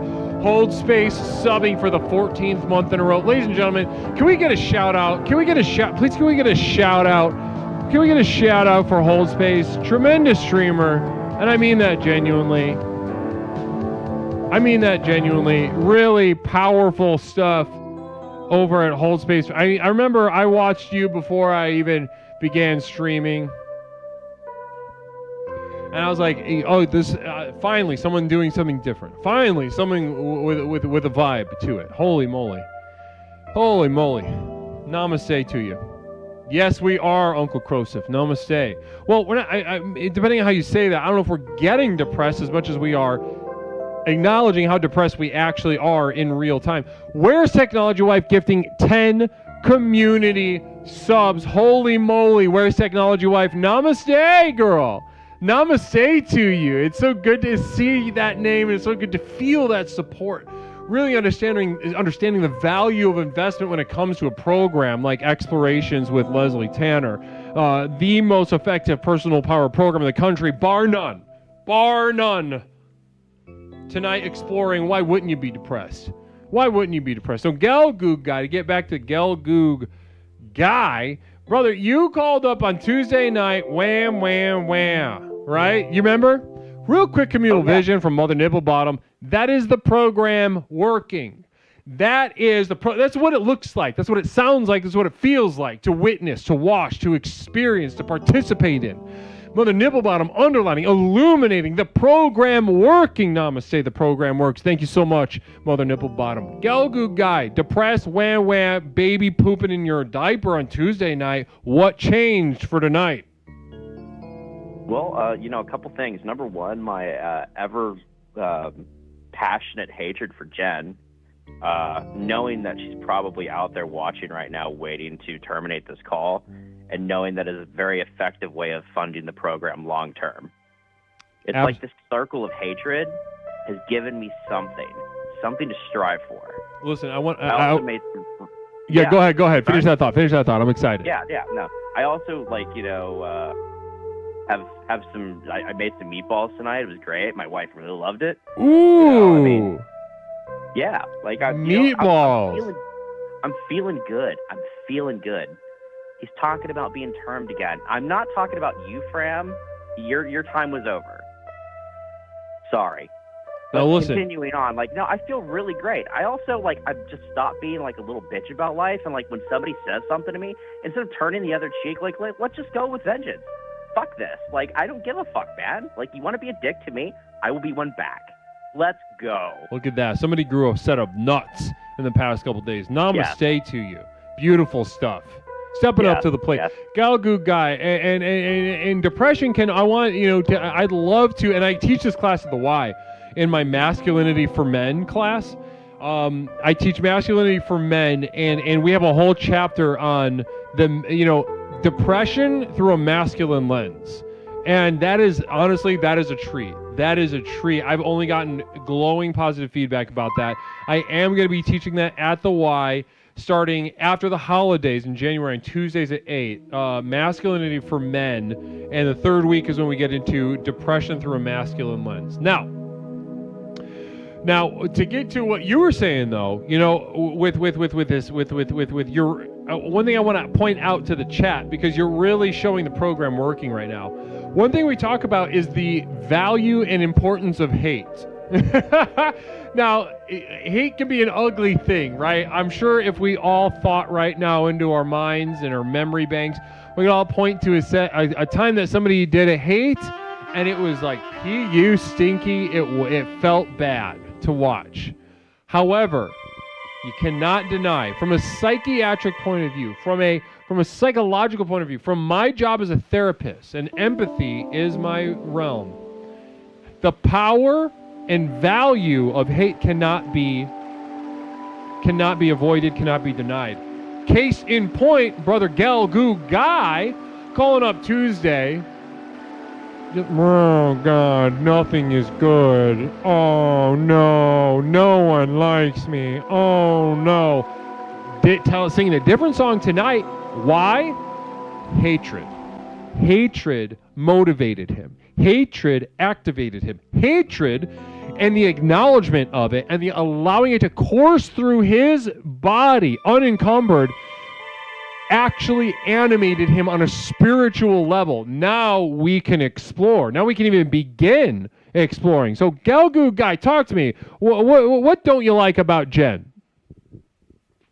Honestly, I haven't really thought about it. I mean, she kind of like sounds like a New Jersey mobster's wife who's kind of put on some pounds and, you know, doesn't get fucked anymore. So she just like bleeds that, you know, that self-loathing onto other people. And, you know, I see that happen, and it's just like, you know, I don't give a fuck. I mean, you're gonna bring it out on me. I'm gonna bring it back on you. You know. Interesting. Communal vision coming in from Pepperoncini. I admire your turn into confrontation, Galgoop guy. Be warned that the explorers here have a level of antagonism so honed in the trenches of this program. You must have steel skin if you wish to engage and not completely crash out. You know, I appreciate that honesty. Yeah. I'm kind of looking forward to it because I just like it keeps me alert and it keeps me going. Like knowing that somebody out there has put thought into making me suffer in some way, shape, or form. It just makes it worth it just to tag them back. Galgoop guy, what was your relationship like with your mom? God, you know, my mother probably mainlined fucking Tylenol. I mean, and wouldn't shut up. So I mean. So you're pretty autistic. I don't know. I haven't figured that one out yet. We haven't really dived into, you know, how much I fucking hate my mother. But but you don't have positive feelings about her. I mean, she abandoned me for $1,000, man. Like, you know, it's Cooker Pie with a communal vision. Men think dick is life-saving. Not sure where that was going, but. Any response to that in particular? I mean, not really. I mean, it's not really a lot to go on here. I mean, dick is life-saving. I mean, yeah, I mean, if somebody, you know, sliced off my penis, I started bleeding out, like, you know, I'd have to cauterize the wound, but, you know, I mean, having my dick attached to me is still, you know, me not dying, so technically that's life-saving. Really good point. Communal vision, again, coming up from Pepperoncini. Pepperoncini with a communal vision as well. Okay, but imagine this, Cooker. A penis covered in Doritos flavor dust doesn't work the same with a vagina, and that's facts. And that's on God, and that's the tea. You know, I dig Pepper. You know, Pepper's got some hot takes. Pepper's got he's got some juicy insight. We love Pepper. No. So how did that work? How did your mom abandon you for $1,000? Well, you see, my father died, and then my grandmother died not too long afterwards, and then in her will that, you know, her estate would be passed around and shit. Basically, my brother and me got fucked out of probably about $5,000, and and then, you know, we called my father's relatives on it, and then my mother picked up the phone and was like, "You're being a greedy, selfish son of a bitch, and like your dead grandmother and your dead father would be ashamed of you." And I was like, you know what? Go fuck yourself. Fuck you. I'm done. Because the people that she was like backing up like fucking despised her. And I'm just like, you know what? I see this. I see who you are. I just don't fucking care about you anymore. Like if I got a phone call saying you were dead, I wouldn't fucking care. Wow. Honestly. Like I just, it's just not something that's worthwhile to me anymore. Like, sure, you gave me life. That's fucking great. But at the end of the day, it's like, you know, when my father was fucking dead and I asked him, like, hey, can I get his fucking locksmith tools? Because that's kind of important to me. And like, you couldn't even fucking give me those. Right. And something, ladies and gentlemen, and this is, I'm going to give you a little bit insight into my work as a therapist, right? I asked about his mother. This story came up. A lot of these details came up.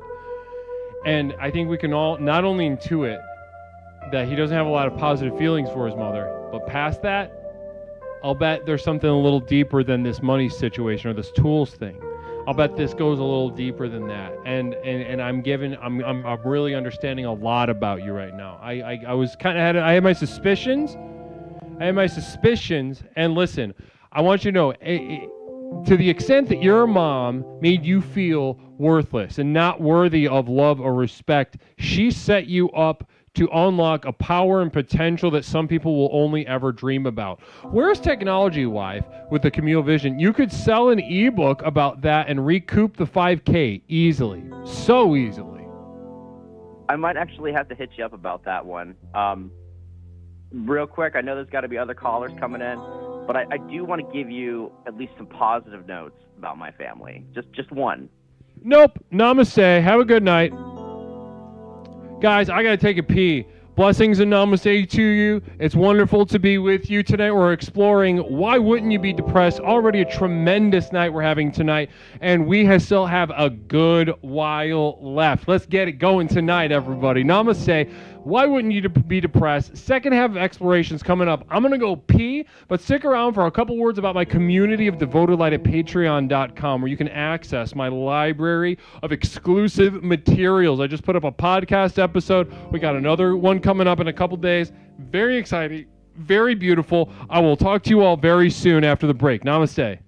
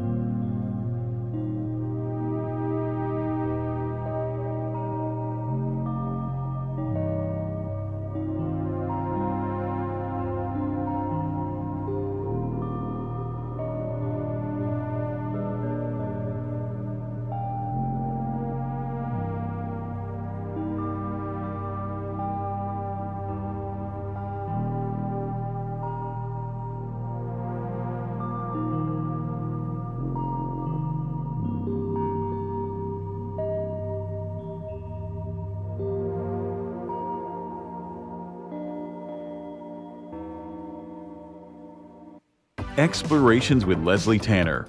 Since Leslie and his program broke onto the scene, Explorations has become the #1 best-selling and most influential personal power program in modern history. Millions of people from all over the world have gotten a chance to meet this truly remarkable man and utterly transform their lives with the power of Explorations. I listened to this introductory tape and I knew then and there, this is what I needed. I felt just so much better knowing there are a bunch of people out there suffering like me. I'm not kidding you. I think after the first tape, I knew, okay, I'm gonna be fine. I got such relief from the very beginning, starting the program. Now that you've gotten a taste of what this program is capable of, it's time to show you how to take your life to the next level.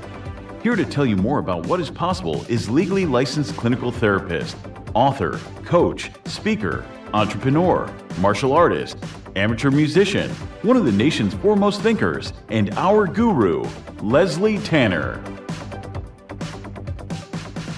Good evening, everyone. Whether you've been with us since the very beginning and have watched Explorations work wonders in your life, or you're joining us for the first time tonight, I say namaste to you. As you've watched Explorations in action during our call-in show, no doubt your mind is reeling from the limitless potential you now know is possible. Between the tailored themes and lectures, to the myriad avenues of exploration through the channel points, to the customized ways to interact with me and the community, there simply has never been anything quite like this program. Now is usually the point in one of these self-help programs where it starts to sound like a sales pitch. Someone like me might normally say something like, listen, I know your time is precious. Let me cut to the chase. But there's only one problem with that. We know your time isn't precious. I could speak at length for hours and hours about absolutely nothing, and I still wouldn't be wasting your time because, well, you're here, looking for a fast, all-encompassing solution to the problems in your life that have become so intolerable, you're not sure what you're going to do. You may be considering any number of extreme decisions, ranging from short-term band-aids to more permanent solutions. However, as dark and bleak as your situation is, so too must our tools be bright and revolutionary. So whether you're tired and looking for more energy and enthusiasm for life, or maybe you're lonely and isolated but want better relationships, let me tell you that for these things and so much more, my breakthrough program of explorations to explore the universe and beyond really works. It's worked for elite performance athletes, critically acclaimed artists, best-selling authors, entrepreneurs, and for thousands of others just like you. I have been blessed by the universe for a brief moment that I now command upwards of $50,000 for speaking engagements. But through the technology of this program, you can hire me, Leslie Tanner, as your personal therapist, coach, and guru, all rolled into one at the Community of Devoted Light on Patreon.com, where you and thousands of others just like you are learning to leverage the chaos around them to catapult their lives to heights that were previously unimaginable. Here's how it works. I've created a tightly knit community where individuals seeking to access the next level are able to study, reflect, meditate, and grow with an ever-expanding library of exclusive materials, each containing life-changing tools and techniques designed to explore topics covered here in our call-in show, but much more deeply, therefore increasing the benefits of the program exponentially. These materials include your name in the credits at the end of the stream, demonstrating the importance of your leadership and the value of your investment. A signed personal postcard sent out each month full of observations and witticisms by me, Leslie Tanner. Look at that. Isn't that beautiful? Exclusive video materials now available to the poor, designed to rocket your progress past those who cannot afford success. Here's a little sneak peek at what you're missing.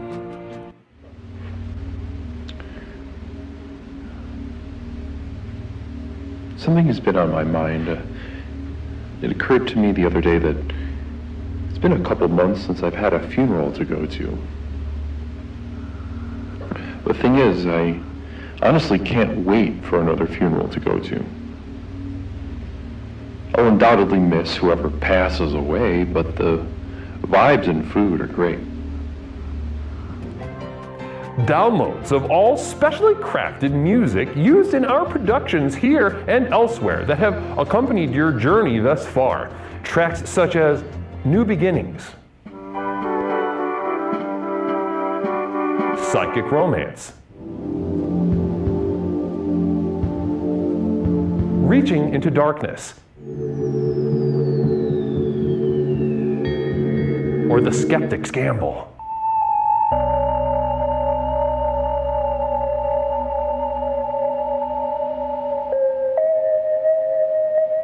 Exclusive archival prints such as these, channeled and honed by myself, Leslie Tanner, upon which you can guide your own meditations at home.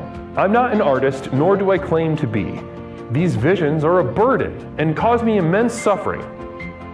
But I do it for you. Now, you might expect that a program like this would cost thousands of dollars, but because I'm offering this to you through the internet, these life-transforming materials can be yours for the monthly cost of a few cups of coffee on your way to work.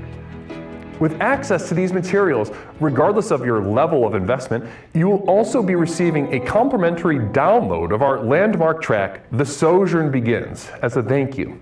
So does this sound good to you? Well, what are you waiting for? If you are ready to join the thousands of others who have already committed to the final journey To access the next level, simply type Final Journey into the chat and you will be guided with further instructions. One thing I can promise you is that however massive your problems are, however abject and humiliating your life has become, I have created something so simple yet so profound in this program, you'll be absolutely flabbergasted by the results. Now, let's get back to the program. Namaste. Video Health System with the raid. Namaste to our brothers and sisters of Video Health System. Namaste and welcome on in, Raiders. How are we doing? How are we feeling? Just some context, that was a little bit of my community of devoted light. That was some details about what you can expect to receive at the community of devoted like. Namaste.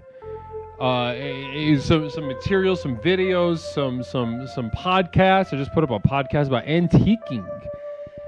If you could believe that. Namaste to you, though. It's wonderful to be with you. Can I dunk? Yes. I can dunk. I can dunk, and it's tremendous. Tremendous to watch me dunk. It's very cool. It looks cool. I'm cool when I do it. Namaste to you. How are we doing, guys? How are we feeling? Namaste, though. It's wonderful. Raiders, are you guys still around? Are anybody from the Video Health System still around?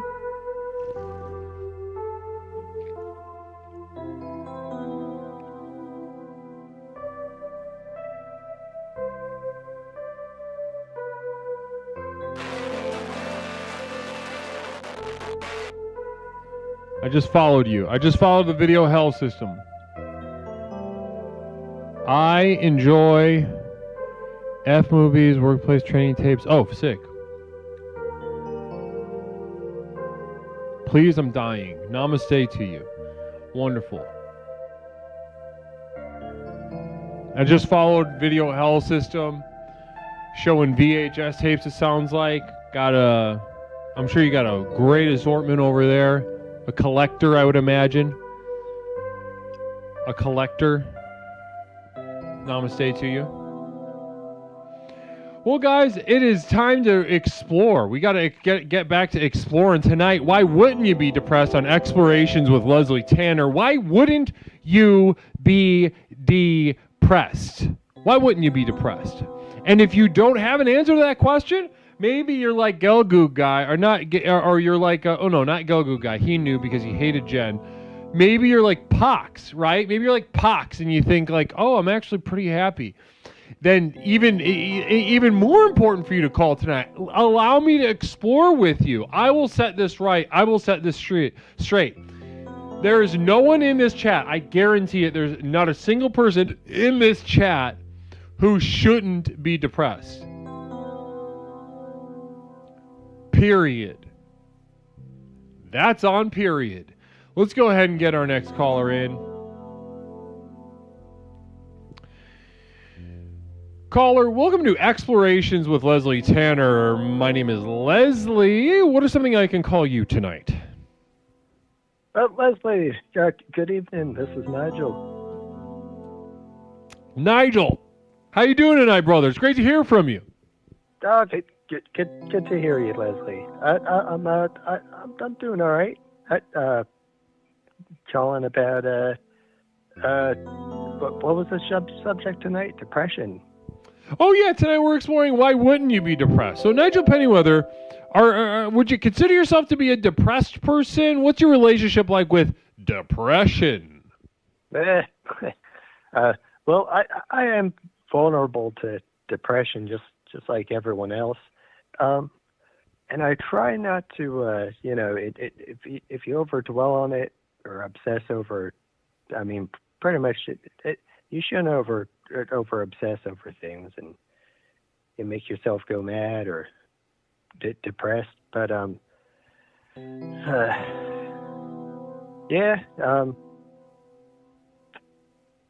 why wouldn't you be depressed? Well, yeah, Nigel. So you consider yourself to be vulnerable to depression, and you said like everybody else, which I think is just to start there, I think that's an interesting point, because a lot of people, some people genuinely think that through grit and gumption and gritting their teeth and keeping a positive outlook and maybe faith in something gives them hope, that they can avoid the reality of depression or the reality that would trigger depression. Now, so to hear you say that I'm vulnerable to it like everybody else is honestly a breath of fresh air.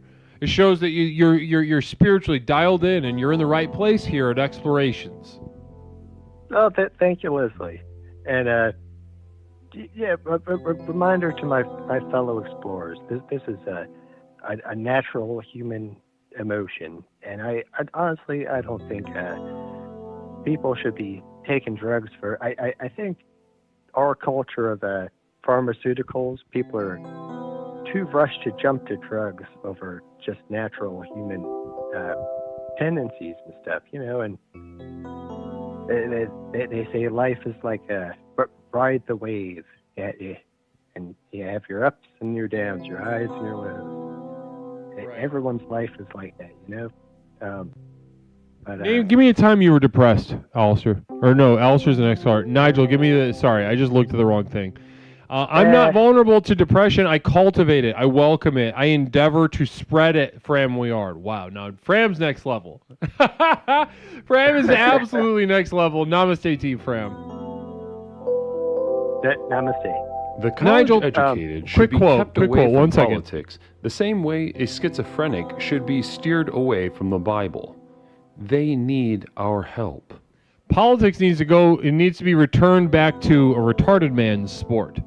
It needs to be returned back to the province of the retarded pros. No more of this guise of expertise. No more of this layered emotional manipulation and psychic disavowal through these systems of thought. We return it back to where it should be. Continue. So Nigel, give me a time that you were depressed.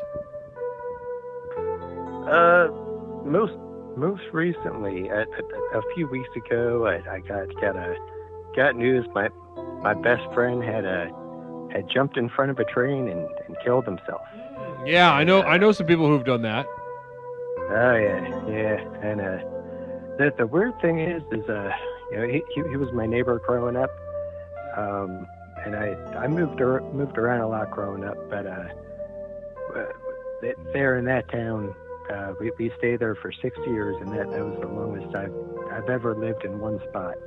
And so I grew close with this guy, and good friend, next door neighbor. But to the point, when we were teenagers, he had a girlfriend, and she was this was in the 90s, so we had Walkmans and still listening to cassette tapes. I guess she was walking home down the railroad tracks, and apparently she had her Walkman in and got hit by a train, but maybe it was suicide, but I don't think she was depressed. But that was his girlfriend, and man, he said something changed in him after that, and he kind of he was like a comedian and a really good musician. Did a bunch of stand-ups, made some movies, and really great guy. And anyway, I digress. Oh no, not digression at all. This is, listen. Oh, quick guided meditation we need meditation to deal with the wave as Nigel describes from Squedgy. So you just hold on one second. I gotta do a meditation.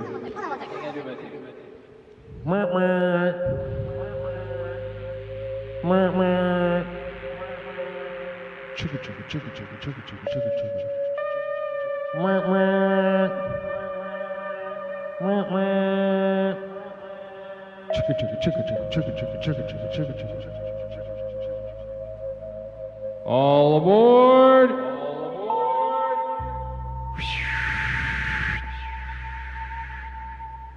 Next stop.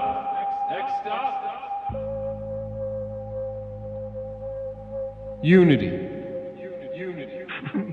Next stop. Completion. Next stop.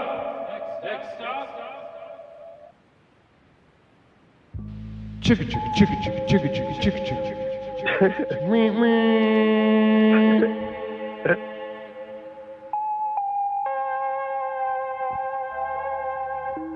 All right, namaste. So thank you so much, Squudgy. I appreciate that. Blessings and namaste to you. Can't thank you enough for invoking that for us tonight.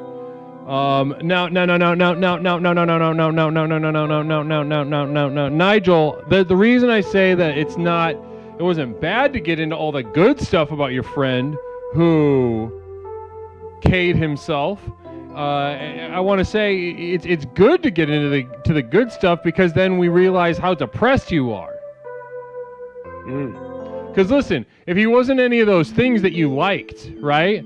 If he wasn't the comedian, if he wasn't this, he wasn't that, he wasn't the film guy or something, and he wasn't like funny or charming, who would give a shit, right? Now, but you do give a shit because he had a positive aspect, and now we understand. Oh yeah. And I just thought it was weird, and after all these years of losing his girlfriend to a train as a teenager, he decides, I don't know, 30 years later, that he's gonna go off the same way. And I don't know if he was like, stuck on this girl, and he thought this was his way of reuniting with her, or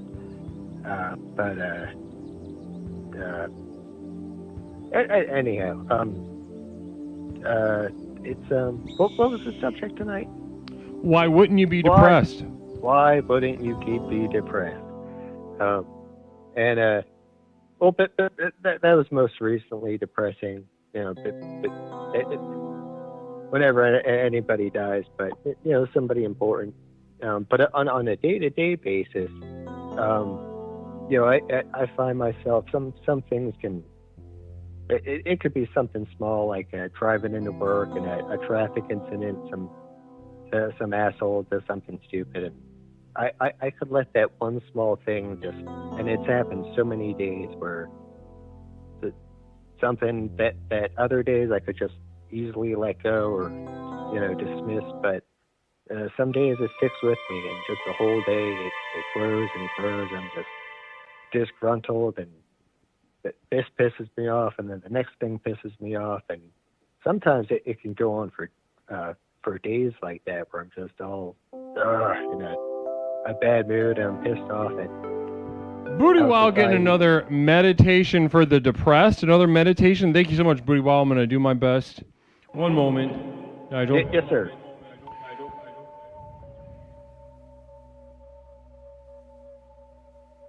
You're right. You open your eyes in the morning. This morning feels like every other morning. You're right.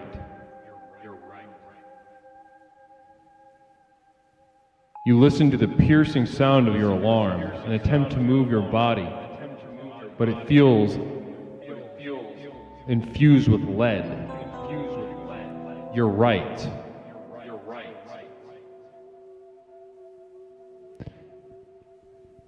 You finally get out of bed and stare at the coffee maker, making coffee in the same way, same shitty coffee. It will barely wake you up, barely give you the sense of being alive that you once felt in your youth. You're right. You're dying. All right, and that was for the depressed among us, which is the majority. Go ahead. Beautiful.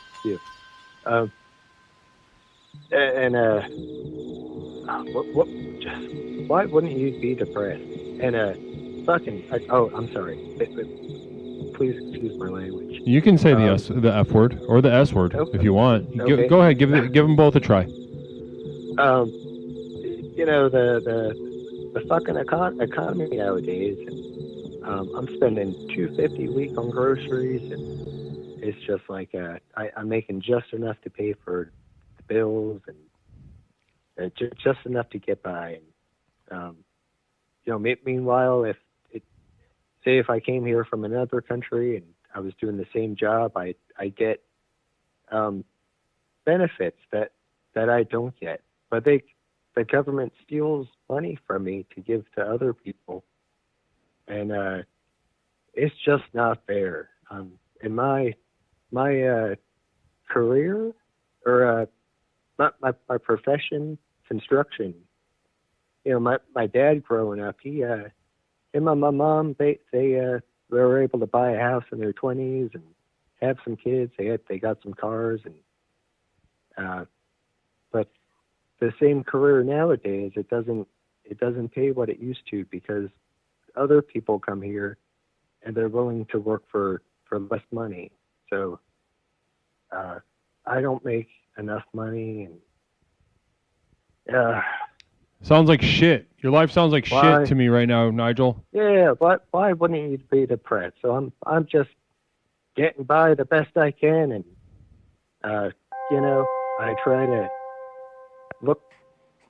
I try to think of what I do have and what positive things in life. You got to play mind games with yourself, otherwise you will fall into a pit of depression, and you might jump in front of a train or something. But I'm good. I'm not saying I'm doing that. It's certainly okay to think about. Listen. Sometimes that the thought of it can be life-saving. Fran Weard, Nigel, could you tell us a little bit about your BitChute channel if you feel it suits the topic? Mr. Leslie, I respect you, and I'm not too up on Twitch's TOS. Trust yourself. If your spidey senses are going off, let's save it. Let's save it for a different time.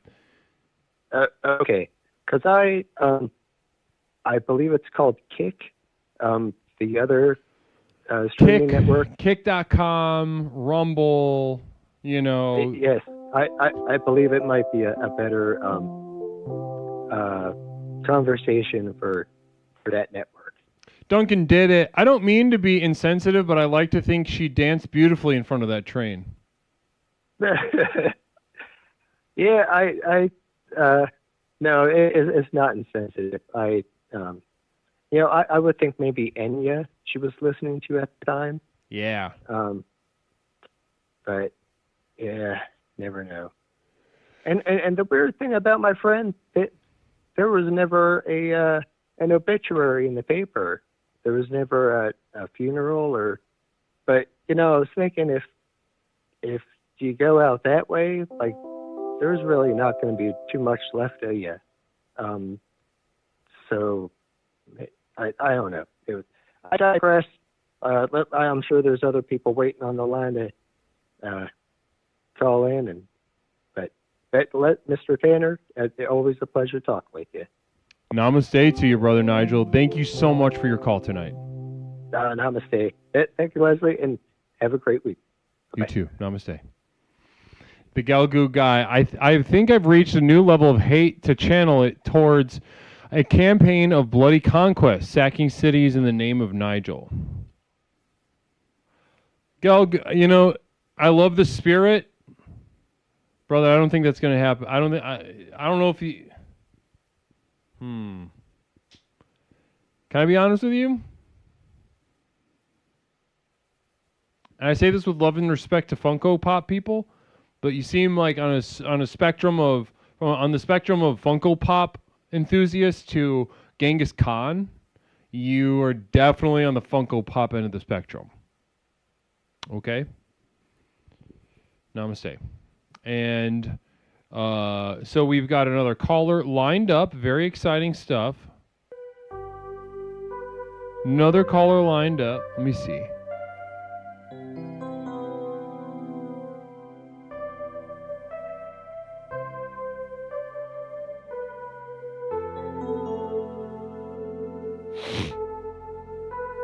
All right, let's get our new caller in, guys. New caller coming in.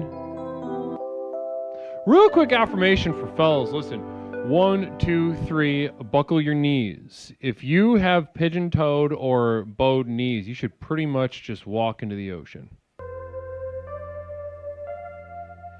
Guru Spitting, namaste. Gripple Chew, good to see you. Gripple, namaste to brother Gripple Chew tonight in the chat. Blessings to you. Hopefully that got you to where you need to be as a man. Namaste to you. Let's go ahead. I got to adjust something real quick, and then let's bring the next caller in while we do that. Caller, welcome to Explorations with Leslie Tanner. My name is Leslie. What's something I could call you? It's Alistair. Alistair, welcome back to the program. How you doing? I'm doing well. I must say best wishes and namaste to Nigel. J-Lord Gaming, thank you so much for the sub. Blessings and namaste to you. 7 months and already blasting us off onto a Jazz Express. So Alistair, I know you've been so patient, but I'm gonna have to play a little bit of jazz with you. Is that all right? Yeah, that's fine, dude. Do you like jazz? What are your feelings about jazz? The best bass jazz player of all time. Who is it? What was his name? He died outside of a bar in Philadelphia. Who is it? Who's your best jazz bass player of all time? I'm looking it up right now. Who's in your? Oh, you're gonna. Okay, yeah. Go ahead. Take a look. I'm gonna play a little bit. All right. Word.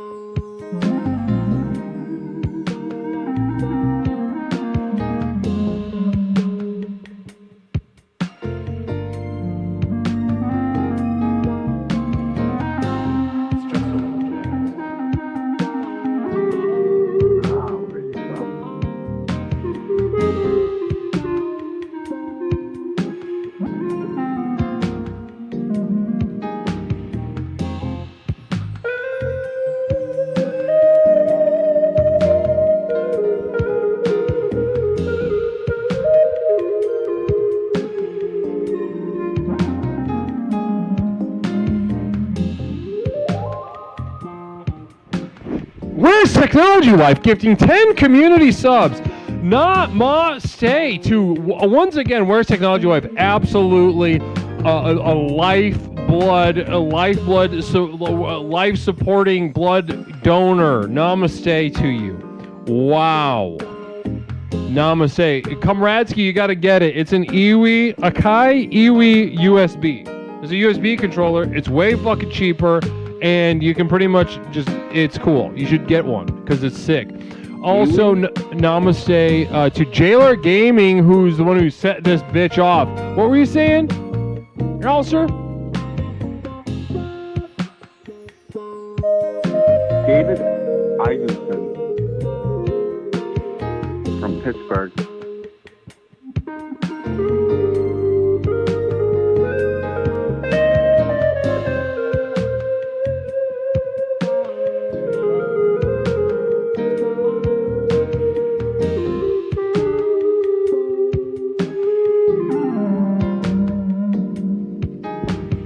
Namaste, blessings. Wait, who did you say? Well, that's not really what I wanted to talk about, but I have a bone to pick with you. Wow. A bone to pick with old Leslie. I can't wait to get into that. Where's Technology? I think you got for the 10 community subs. Leslie. Sorry. With who? With you. With me. Yeah. Talk to me. What's going on? I'm gonna go ahead and play jazz. You tell me what the shape, size, and density of the bone is you're picking with me. No, it was like your advice for people going off their meds.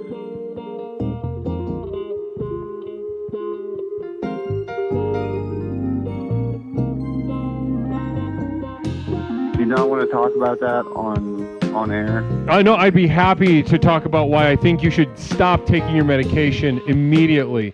But I'm also going to be playing jazz while we discuss it. So go ahead, tell me, give me your little manifesto or your address or whatever. No, it's not a manifesto. Like I like you, Leslie. It's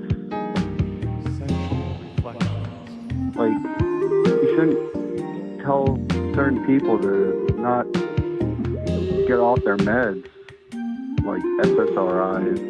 I totally agree with you. They should not. Like, they're bad, but I don't know. They're bad, and I should. But okay. So, what's another bad thing that you should tell someone to keep doing? What's another bad thing that you should tell someone to keep doing?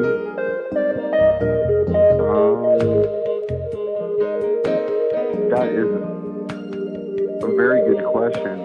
Well, it's kind of a weird question, but I don't know.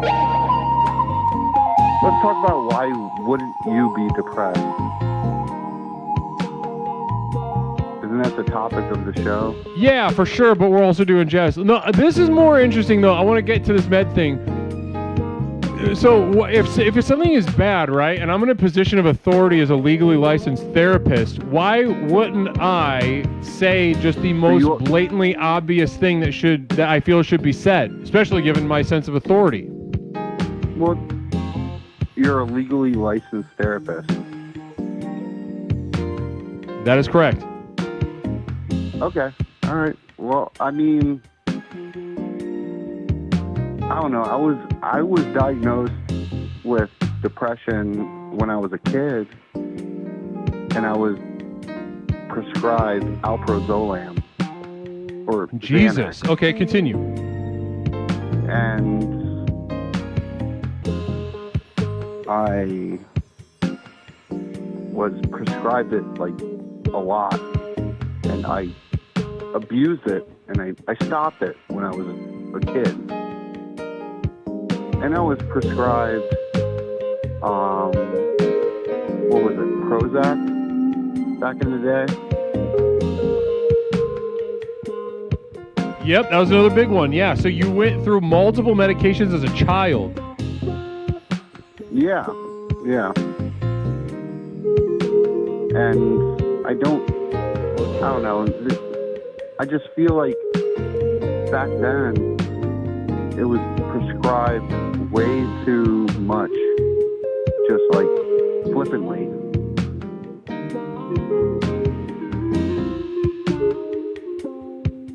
And I don't know. I had an issue with you tonight with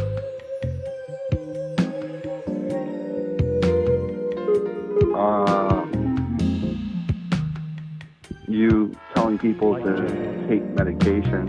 I don't know. Listen. I don't know if that. Do you think? Well, I'll try to. Do you think it's irresponsible for me to do that? Well, if you're licensed, then it's fine. Exactly. Right. Exactly. Right. Exclusive. But when you prescribe it to somebody, that's a different thing. And I have family that was prescribed, excuse my language, fucking fentanyl, like in central Pennsylvania. And they got addicted to it. Exactly. Yeah. So here. Let me. Just for a second, I want to put the Leslie colored glasses on you for a moment. Just maybe get a little bit of where I'm coming from on the situation, right? So you bring up some really interesting points. You were prescribed. You're reticent. You're like, oh, I'm nervous because I don't know if it's a good idea to just say to not trust doctors, right? Right. That is a bold and uncomfortable thing to suggest. Well, no, that's not what I'm saying. Is like, what I'm saying is like when people are off of it, or they're like if they're prescribed it, and then all of a sudden somebody tells them not to do it, that's not healthy. Like if they're on it, then just keep them on it. Like as soon as you get off of it, that's when, you know, you get fucked up. Excuse my language. You know what I mean? Absolutely. I think that there's, well, this is exactly what needs to be disrupted, though. This. I mean, here again. Let me flesh out my point, right? We've got story after story after story of doctors and other medical professionals in the position to act with empathy and to reduce the suffering, right? Reduce the suffering. That's the name of the game. Reduce the suffering. That is what they are charged with. But what do they give them? They give them these things that shield them, not change the suffering, shield them, repress, suppress, put up barriers and defenses, and not against the suffering, against that which can endure the suffering, that which can that can see the suffering, be the suffering, realize that the suffering is, period. And in so doing, unlocking the power of the next level that we speak about. That's what that next level is about. So in my position, here I am with an effective personal power program, and I see, cousins giving fentanyl. I see old college buddies getting OxyContin. I see children being prescribed this, that, and the other antidepressant, anti-anxiety, some sort of Ritalin, some sort of speed, some sort of meth, basically.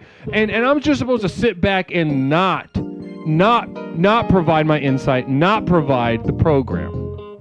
You're absolutely right. But my point is when you when you encourage them to get off of that, it's like they're already hooked on it, and when they get off of it, they become a different animal. Exactly. You know what I mean? Exactly. But was that animal in there? Was the animal in there? Well, I don't know. I mean, I don't claim to be a doctor or anybody that's able to really prescribe. Namaste. Where's Technology Wife? 3,500 bits. Blessings and namaste to you. So extremely generous from Where's Technology Wife. 3,500 bits. Han, can't thank you enough for that. Also, thank you to Framwayart for 200 bits. Danny Blue Jeans, Alex Licks, Where's My Technology Wife with another 500. Duncan, 5 community subs from Duncan.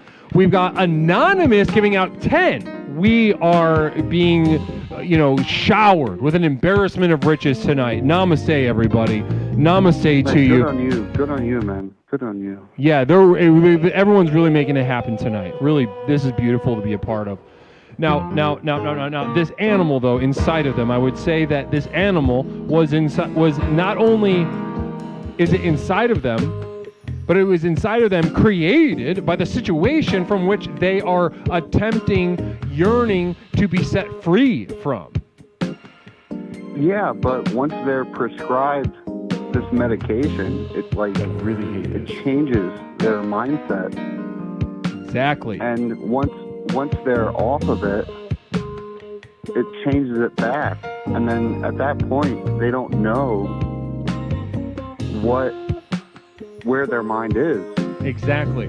Well, the one thing about it, though, Anonymous giving another 5. Anonymous, you're going absolutely apeshit crazy. I love it. Thank you and namaste to you. I'm going to play some jazz for you in just a moment.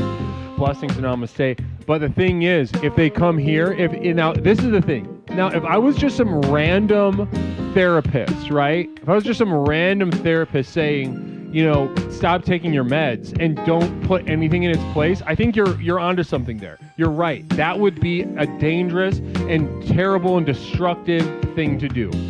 However, tonight, when I've been sharing that, where are they when I say that to them? I'm on your side. I totally agree with you. Like, we shouldn't encourage people to take pharmaceuticals for, you know, your mental health problems, but there are some people that actually need them. You know what I mean?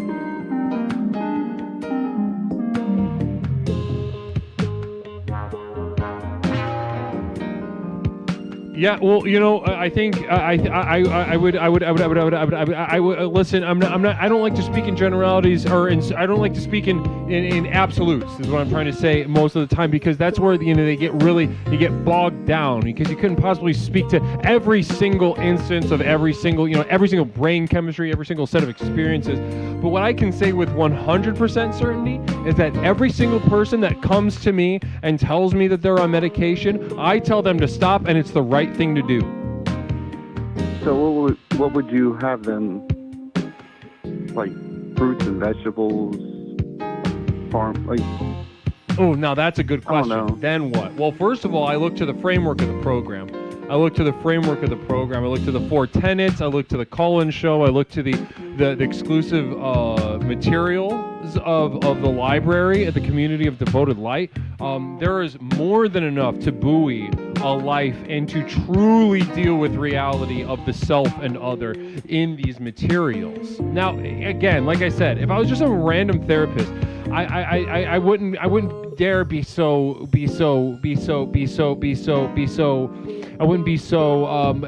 reckless. Danny Blue Jeans, 5 subs. Danny Blue Jeans. Holy freaking moly, Danny. Thank you so much, brother. Namaste. But the thing is, that's what I have because that's how confident I am in the program of explorations, though, Alistair. That's what I'm trying to get across. This is such a huge opportunity for life transformation. The meds get in the way. But you have to realize also, like, when you say stuff like that, I mean, like, people watch HBO, they watch Netflix. Like, you kind of sound like a cult. Listen, I mean, if you're serious about this, then be serious. But I can kind of tell that you have the memes and the memes. What are we talking about? The memes, like the jazz and I don't know, like you're getting into the culture of people nowadays. And so to kind of speak in the cultural language that everyone understands. Yeah, and I just want I want you, because I like you, Leslie. I do actually like you. And I want you to be careful, because like I don't want somebody that's like following you to like do something horrible to themselves. You know what I mean? Yeah, brother, listen, I think one thing that gets left out of these kind of conversations, Alistair. Yeah. Because I mean, ultimately, as a therapist, I don't want people to do terrible things to themselves either, brother. I think we're on the exact same page. I think we have some very solid common ground there. But I would argue there are times that inaction and convention represent massive physical, mental, and spiritual threats to people at large. Yeah. You're right. And when I look at this world, I see a lot of suffering. I mean, I know we joke, but a lot of people have called up and had some sad stories to tell tonight. There's a lot of sadness. There's a lot of personal, acute, local sadness, and then there's some very large, big picture sadness. I see the suffering, and I see some things in the way that could just very easily be knocked out, and we could move along with some. Yeah, like even Nigel, like. Right. I totally felt his like what he was saying, Nigel. your previous caller. Mm-hmm. I mean, I totally felt where he was coming from, and I could empathize with what he was saying. Right. And I don't want it.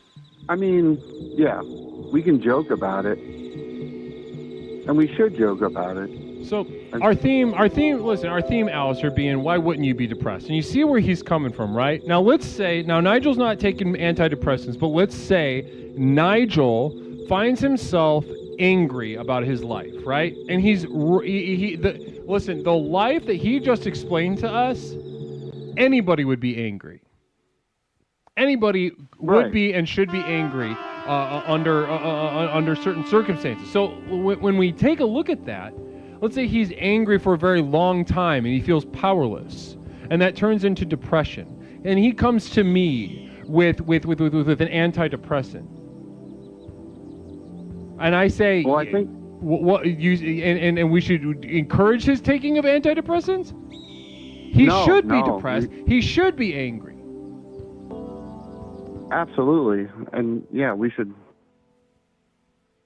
There is a pushback that we should have, and I think you're a good part of it. I mean, you're basically a therapist for people that call in. Basically, yeah. Fran, we did have a question for you, though, not to completely change the subject, and I know we've got a really beautiful vibe happening between us right now, but Fran says, caller, what's your favorite pair of cartoon titties? Cartoon titties or kitties? Breasts. Titties. Oh, it's what's her name from Roger Rabbit? Oh, yeah, what's her name? I forgot her name. It's the one that was dancing and who's framing Roger Rabbit. Yeah, I forgot her name. No, Jessica Rabbit. Yeah. That's probably my favorite. Jessica Rabbit, yeah. Those are some nice cartoon titties. That cannot be denied. Why? You know. Speaking of cartoon nudity, you see the new Chainsaw Man movie? I did not. What is that? It's plant the seed. There's some. There's a hot little number in Chainsaw Man, but namaste to you. Are we out? What'd you say? Oh, was that namaste to me, or? Yeah, namaste. Well, eventually, yeah, we do have to move on to our next caller before we close it up for the night. But listen, genuinely, Alistair, thank you for how seriously you wanted to discuss this tonight, this topic of medication. Yeah, man. Anytime you want to call up and discuss seriously something like this, I encourage you and anyone else to do so. But namaste to you, and I appreciate how generous you've been with yourself tonight. Namaste. Namaste, Alistair. You have a wonderful night.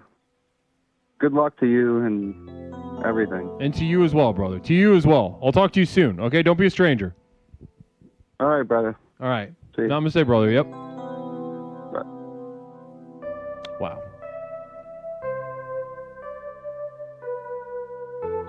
Wow. Huh? Wow. Huh? New Chainsaw Man's very good. Blessed Suffering. Very true. The new Chainsaw Man movie is very good. Very, very fun and good.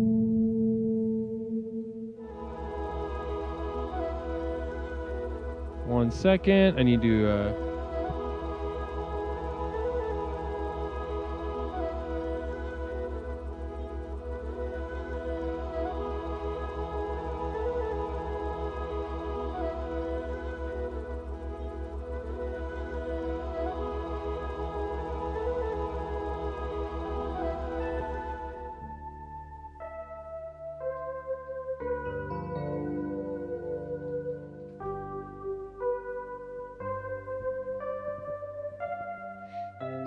All right, ladies and gentlemen, we're having a great night. Jean-Claude, thanks for joining us tonight. You really hung out hard. I appreciate that. Blessings and namaste to you. Theaters only right now, yeah. Trying to get my car fixed. Namaste, guys. What a spirited exploration we're having tonight. Thank you guys so much for being with me tonight. Genuinely. Give yourself some namastes in chat. Really tremendous work tonight across the board. Across the board, the energy has been wonderful. The discussion has been fantastic, has been rich, mindful, in a genuine exploratory Leslian sense, mindful. You know, I don't like to throw that word around other than in specific instances, and this is one. Namaste to you guys. Namaste. Where's Technology Wife? Absolutely doing a sort of, you did sort of a mass shooting, but like in an opposite sense, like if it was good. Like if you can imagine how scary a mass shooting is, tragic. But then you think of what's the opposite of that in a positive sense. What's the opposite of a mass shooting in a positive sense? Now, this riddle will keep you busy because mass shootings are scary. All right, I tried to.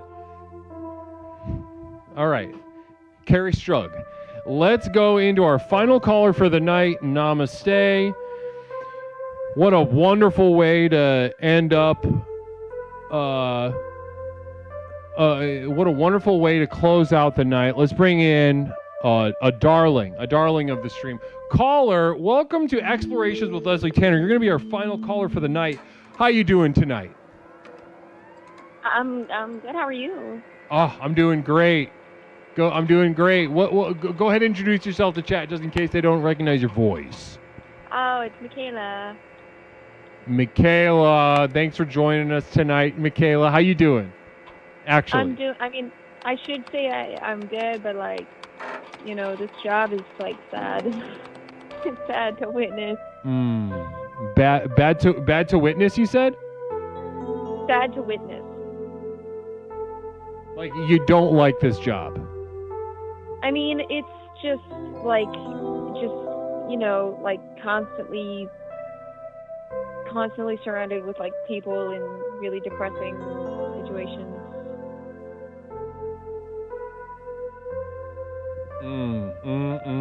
So, ladies and gentlemen, if you are not aware of Michaela's new employment situation, Michaela got a job. Well, she fucked up her nursing school application, and she called up crying about it a couple months ago, and then she got this new job, and it is terrible. Well, actually, it's not that bad. I have multiple feelings about it. Okay, talk to us. So let's not skip this, though. Let's not skip that you shared. The first thing you shared about this new job was that it was depressing and shitty. Yeah. Okay, so let's just make sure we know that. Keep that in mind. Okay, but take me through the layers. Take me through the layers of the onion. It's not as bad as I thought it was going to be. But it still has its moments, and it still could get worse. I do find it rewarding to be helpful, but like I'm kind of just constantly facing people who are in, you know, they're either suicidal or... All right, and Fram has brought up a terminate by poll. Ladies and gentlemen, in the Twitch chat, YouTube doesn't have this. In Twitch, though, vote. There's a chat window at the top of the chat. Drop it down and vote to terminate this caller or not. Fram Weard initiating this terminate by poll. Michaela, any response? How you feel? I mean, well, now I'm a little more sad. Continue. Why are you sad? Does this? It feels bad. Yeah, I want to, you know, I want to like be able to participate in things. Right, and you waited on hold for 31 minutes, and you've had a 2.5 minute long call. Yeah. All right, final seconds of the terminate by poll. Let's see how this goes. And last couple seconds. You have been spared. You have been spared. Oh. So Fram Weard kind of just, I don't know if that was his goal, but if this was like a poor man's termination, then he just wasted 600 bits. Yeah, he said that he voted no, which is odd because Huh. Okay. I guess maybe he just wanted to support you financially. Maybe. Perhaps. Who knows? And he's also just a little rapscallion, you know? He loves to get underfoot, as they say. He is a rapscallion. Philzy74, kinda bi-curious, when do we get to the smooching? I never quite know who he's talking to. That, I think probably if you saw him in real life, you'd probably say the same thing. You know, I might see him one day because he sounds a little bit like the people I take care of. Now, there we go. Let's go. Okay, so what do you do? So depressed, give us a little TLDR of what your job duties are. So normally I'm assigned, I don't know who it is. I work for 12 hours at a time. And I am assigned somebody to sit with for the entire time who is either a danger to themselves or others. Right. And whether that means they're suicidal or they're confused and they're going to try to pull out their Foley catheter or try to climb out of bed or they're aggressive and things like that. And so I'm not necessarily with people who are in a good state of mind, regardless. And yeah, it's just kind of sad to witness. There was one guy that I was taking care of and he had a stroke, and I heard over the PA system that he had other stuff get messed up and now he's going to be there even longer. So he had a stroke. Yeah. And you were there for it. Well, I was there sitting with him after he had it, so for the aftermath of it. But then in the hospital, whenever something goes wrong and they call a code, right, it's attention, code blue or code stroke on this tower in this room. And so I heard that over the intercom when I was taking care of somebody completely different. And I just remember thinking, oh my gosh, wait, that's the guy that I was taking care of. What's going on? And then I heard it again 2 seconds later. So I was thinking, wow, he's not getting out of here, I don't think. And then, I told his girlfriend, hey, if he makes it out of here, if he does the physical therapy and he makes it out of here, I will buy him a bottle of whiskey. A bottle of, what was it? Something Reserve? Woodford Reserve. And then I woke up and I had the thought of, am I going to have to buy that bottle of whiskey and place it on his grave? And then I got very sad, and then I went to work. Wow, Michaela. Genuinely, that is sad. Yes. That is a sad reality that you see you have a chance. It's not always that sad, I'm sure, right? Huh? It's not always that sad every single day, right? I mean, hearing the cries of pain from people is also pretty bad, and just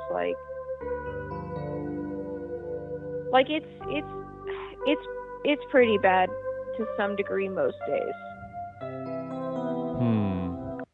But the layer there is that I get to be there for them. Philzy74 communal vision. Caller, I recently peed out a window and I was like, hey, that pee looks happier than me. Is that kind of what you're saying? Phil, I want you to let me know if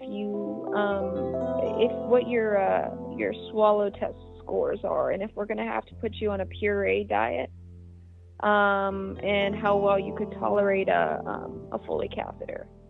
If your penis is small enough, then we can actually use a PureWick, which is what we use for women. I think that's a strong possibility. Yeah. He's got a little penis. I had a friend who had a similar job as you do. Absolutely brutal. Please keep your chin up. You're doing important work. That's from the Gelgoog guy. And see, that's the thing is, I think actually Fram said this because I was saying how I don't even know if I want to be a nurse and blah blah blah, And Fran actually did make the point of, hey, a lot of people hate their jobs, but not a lot of them actually see immediate results and feel as if they're like making a positive impact on society in the moment of doing it. Most people do not, yeah. Yeah, and I keep thinking about that, and I keep thinking, wait, yeah, I'm probably going to hate most jobs to some degree. But to know that I like made even a small positive impact on somebody who's in such a horrible situation genuinely like makes my heart feel so light and makes me want to keep doing it. But that's not very depressing, so we don't have to talk about that. No, but look at this. You can't have that second part without the first part. That's actually true. Yeah. Like you could, and if it wouldn't be worth anything. Yeah. I mean, like, everyone's got to get dirty, so you might as well get in the mud helping people out of it, right? I wouldn't go that far, but sure. I see what you're saying. Yeah. I mean, I believe that you believe that. Okay, yeah. I wouldn't go as far as to, say those words. I don't think that would fit. What would you say? I would not say anything like that. I don't think. I'd say, Exploration is the most effective personal power program in the world. I would give every single one of your patients the program. I'd put their TVs on this program. I would take their debit cards and sign them up for the Patreon. So that they could listen to the podcast, which you enjoyed. And that's probably what I'd say. Right. Yeah, we got to get some like actually elderly people on the program to call. I know, right? I think. Well, I mean, this whole Twitch thing is it's tough to get actual old people on Twitch, right? Right. Yeah. Right. I mean, most people don't like Twitch. They heard about it maybe, and then they're just like, what is this? It's like hearing about. Yeah. It's like trying to explain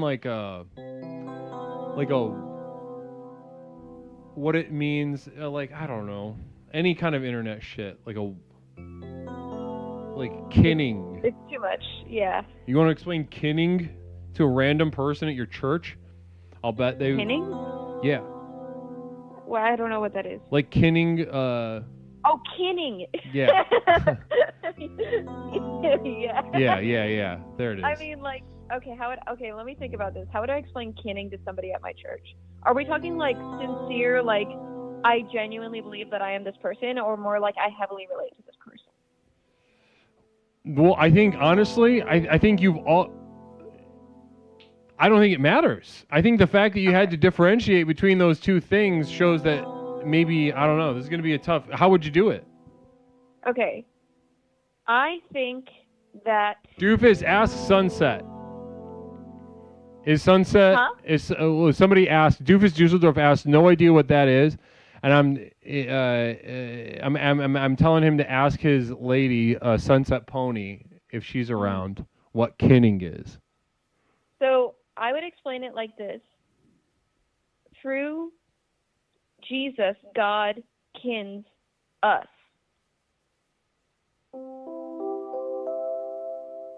That is one of the dumbest things I've ever heard in my life. That's crazy. That was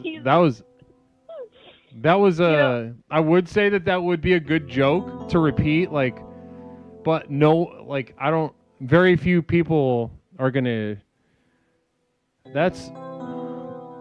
Did anybody? One's in chat if you understood what Michaela just said. I have a comment on Pinterest that's been blowing up lately. I have a lot of religious things on there that I like to engage with. Somebody did a drawing of Jesus, and they're like, "Wow, Jesus is just a normal dude," which he was. He was extremely average looking. And then I said something. Okay, yeah, go ahead, finish that. Because then Not Mish wants you to repeat what you said, though. Oh, okay. I said something along the lines of, you know, Jesus is sort of like God's human Sona, but he's just an average guy. It's like a furry choosing a wolf as their persona. Everybody has a wolf persona. And that's doing numbers on Pinterest? It is. I keep getting... I mean, one person told me to die because I was... I don't know, but because it was so fucking poignant? Yeah, exactly. But a lot of people really liked it. It was getting numbers. No, say that. Okay, no, not me. Okay. Say exactly what you said before. Okay, so I said, so the question was, Leslie asked me to explain how would I explain what kinning is to people in the church? And I said, Jesus is God kinning us.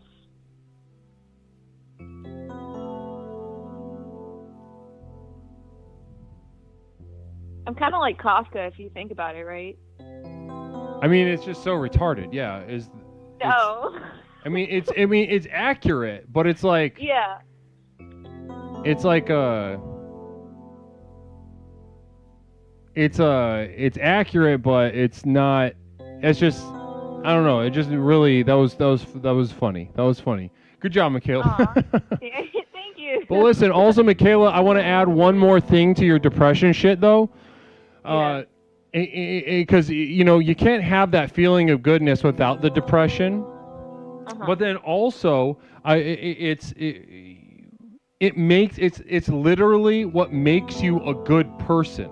Okay, in this moment, you would not be a good person for doing it if it felt good.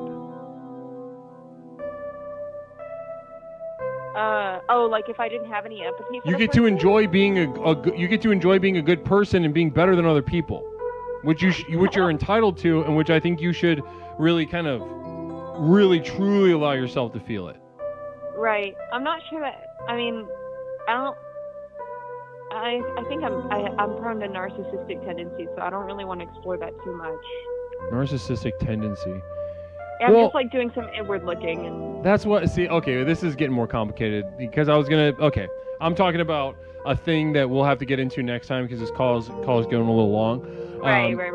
But Michaela, yeah, I think tremendous work, really depressing job. And hopefully gave everybody a lot to think about too, in terms of like, is your job depressing? You think your job is depressing? Well, you get to watch a guy stroke out, and you get to watch people die, and you get to hold their hand, and you get to talk to their family members, and you probably don't get paid very much, right? No, I make like as much as a in-and-out worker. Yeah. Okay. So how about that? Thinking about this is why Michaela is such a strong explorer here at Explorations with Leslie Tanner. Michaela is very conflicted, very depressed, very a host of other mental and emotional maladies, and they all contribute to how strong of an explorer she is in this community, and also how much power of the next level that she has unlocked and unleashed during her tenure here. So if you're going to go back and listen to a call, this would be a good one, ladies and gentlemen. This would be a good one. So Michaela, thanks so much for calling, last caller, and being so generous with yourself tonight. Yeah, namaste. All right, namaste, Michaela. Get out of here. Get some sleep. Yeah, I gotta get up early. All right, namaste. Thanks for staying up with us. Namaste. Beautiful. Real quick, we got a final communal vision from Stone Monster.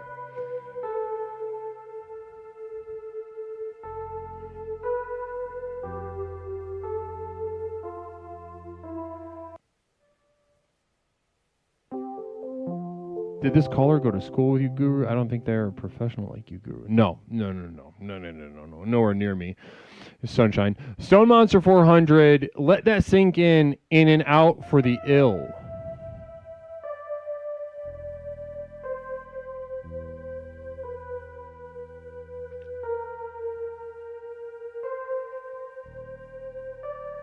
Wow. Thank you so much, Stone. Guys, thank you so much for being here tonight. This was a fantastic evening. Fantastic exploration. And you know that I'm not just saying that. The energy tonight has been off the chart. Thank you so much for staying up with me, and having such a wonderful time with me, a wonderful, fruitful, dense, rich exploration with me.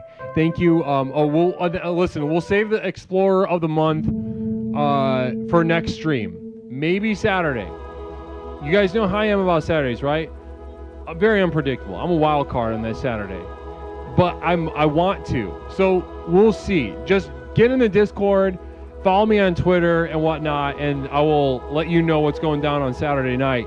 Saturday, I'm wanting to. So we'll see. But either way, next stream we are announcing our Explorer of the Month. He was here earlier in the chat. I don't know if he's still with us. I wonder who he is. But thank you for your patience. I just didn't have time to update. Real quick affirmation for fellas. Burn the tire, cross the bridge. Always. That one caught me off guard. Let's do one more for the fellas. One more for the fellas. This is gonna be a good one. This is gonna be a good one. This is gonna be a really good one. Up. Phil Z74 with the communal vision. Can't wait to get this perspective. That's why the affirmation's not up right now. I love the little closing ceremony that we're doing. Communal vision from Phil Z74. Let's get it up there. Glug, glug, glug.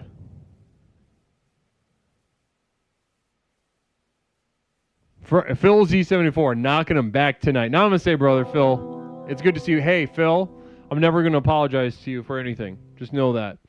Quick affirmation for fellows. You should be depressed.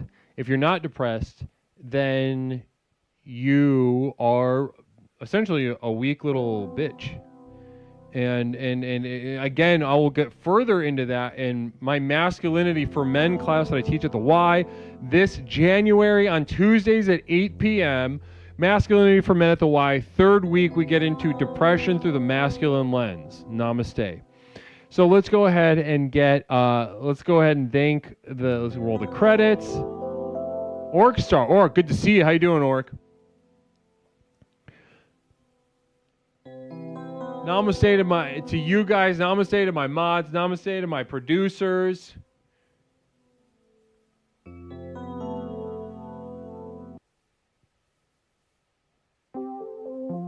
Communal vision. My cat shit his britches earlier.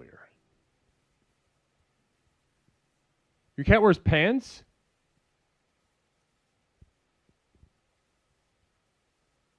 Thank you to my mods. Thank you to my producers.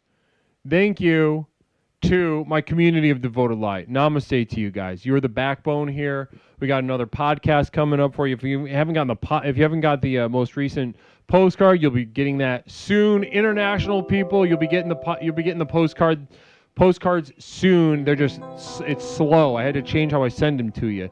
But namaste to. He has so much hair that looks like pants. Oh, womp womp. Is he sick?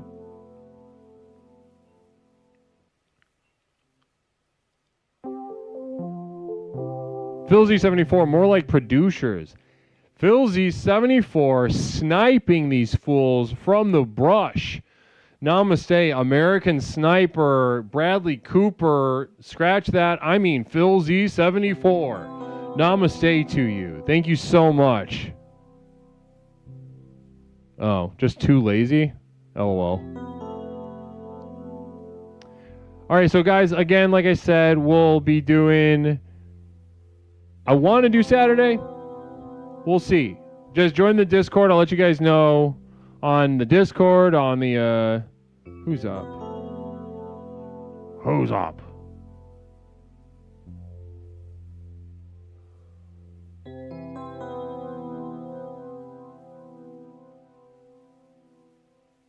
Oh, let's do...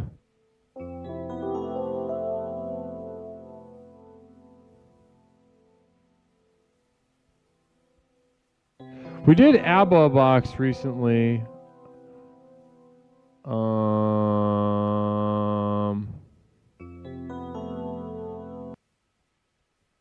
else?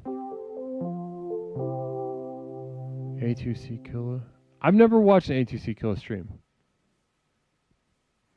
Azazel5777. The program is alive. The explorers got tricked. Leslie got a fat bitch for a mother and a father without a dick. Interesting. Azrael, I love that. Some spark at the end. Somebody's not sleepy. Namaste, Azrael. I really appreciate that. Genuinely, thank you for that sentiment. My father is dead, and so essentially has no penis. And my mom might be fat. That's possible. Let's go with, I wanna do Heedy Beat. We haven't rated Heedy in a while. Let's raid Heedy Beat. I love Heedy Beat. Guys, if you're not following Heedy Beat, you're fucking up. Let's go say what's up.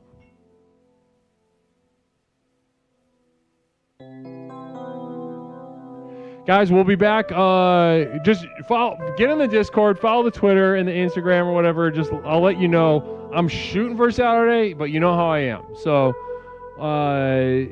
either way, though, next stream we'll have an announcement for the next Explorer of the Month for the month of November. That'll be fun and exciting. Let's take this Namaste energy, drop some damn ass Namastes on Heedy Beats stream. I'll see you guys all very soon. Bless you.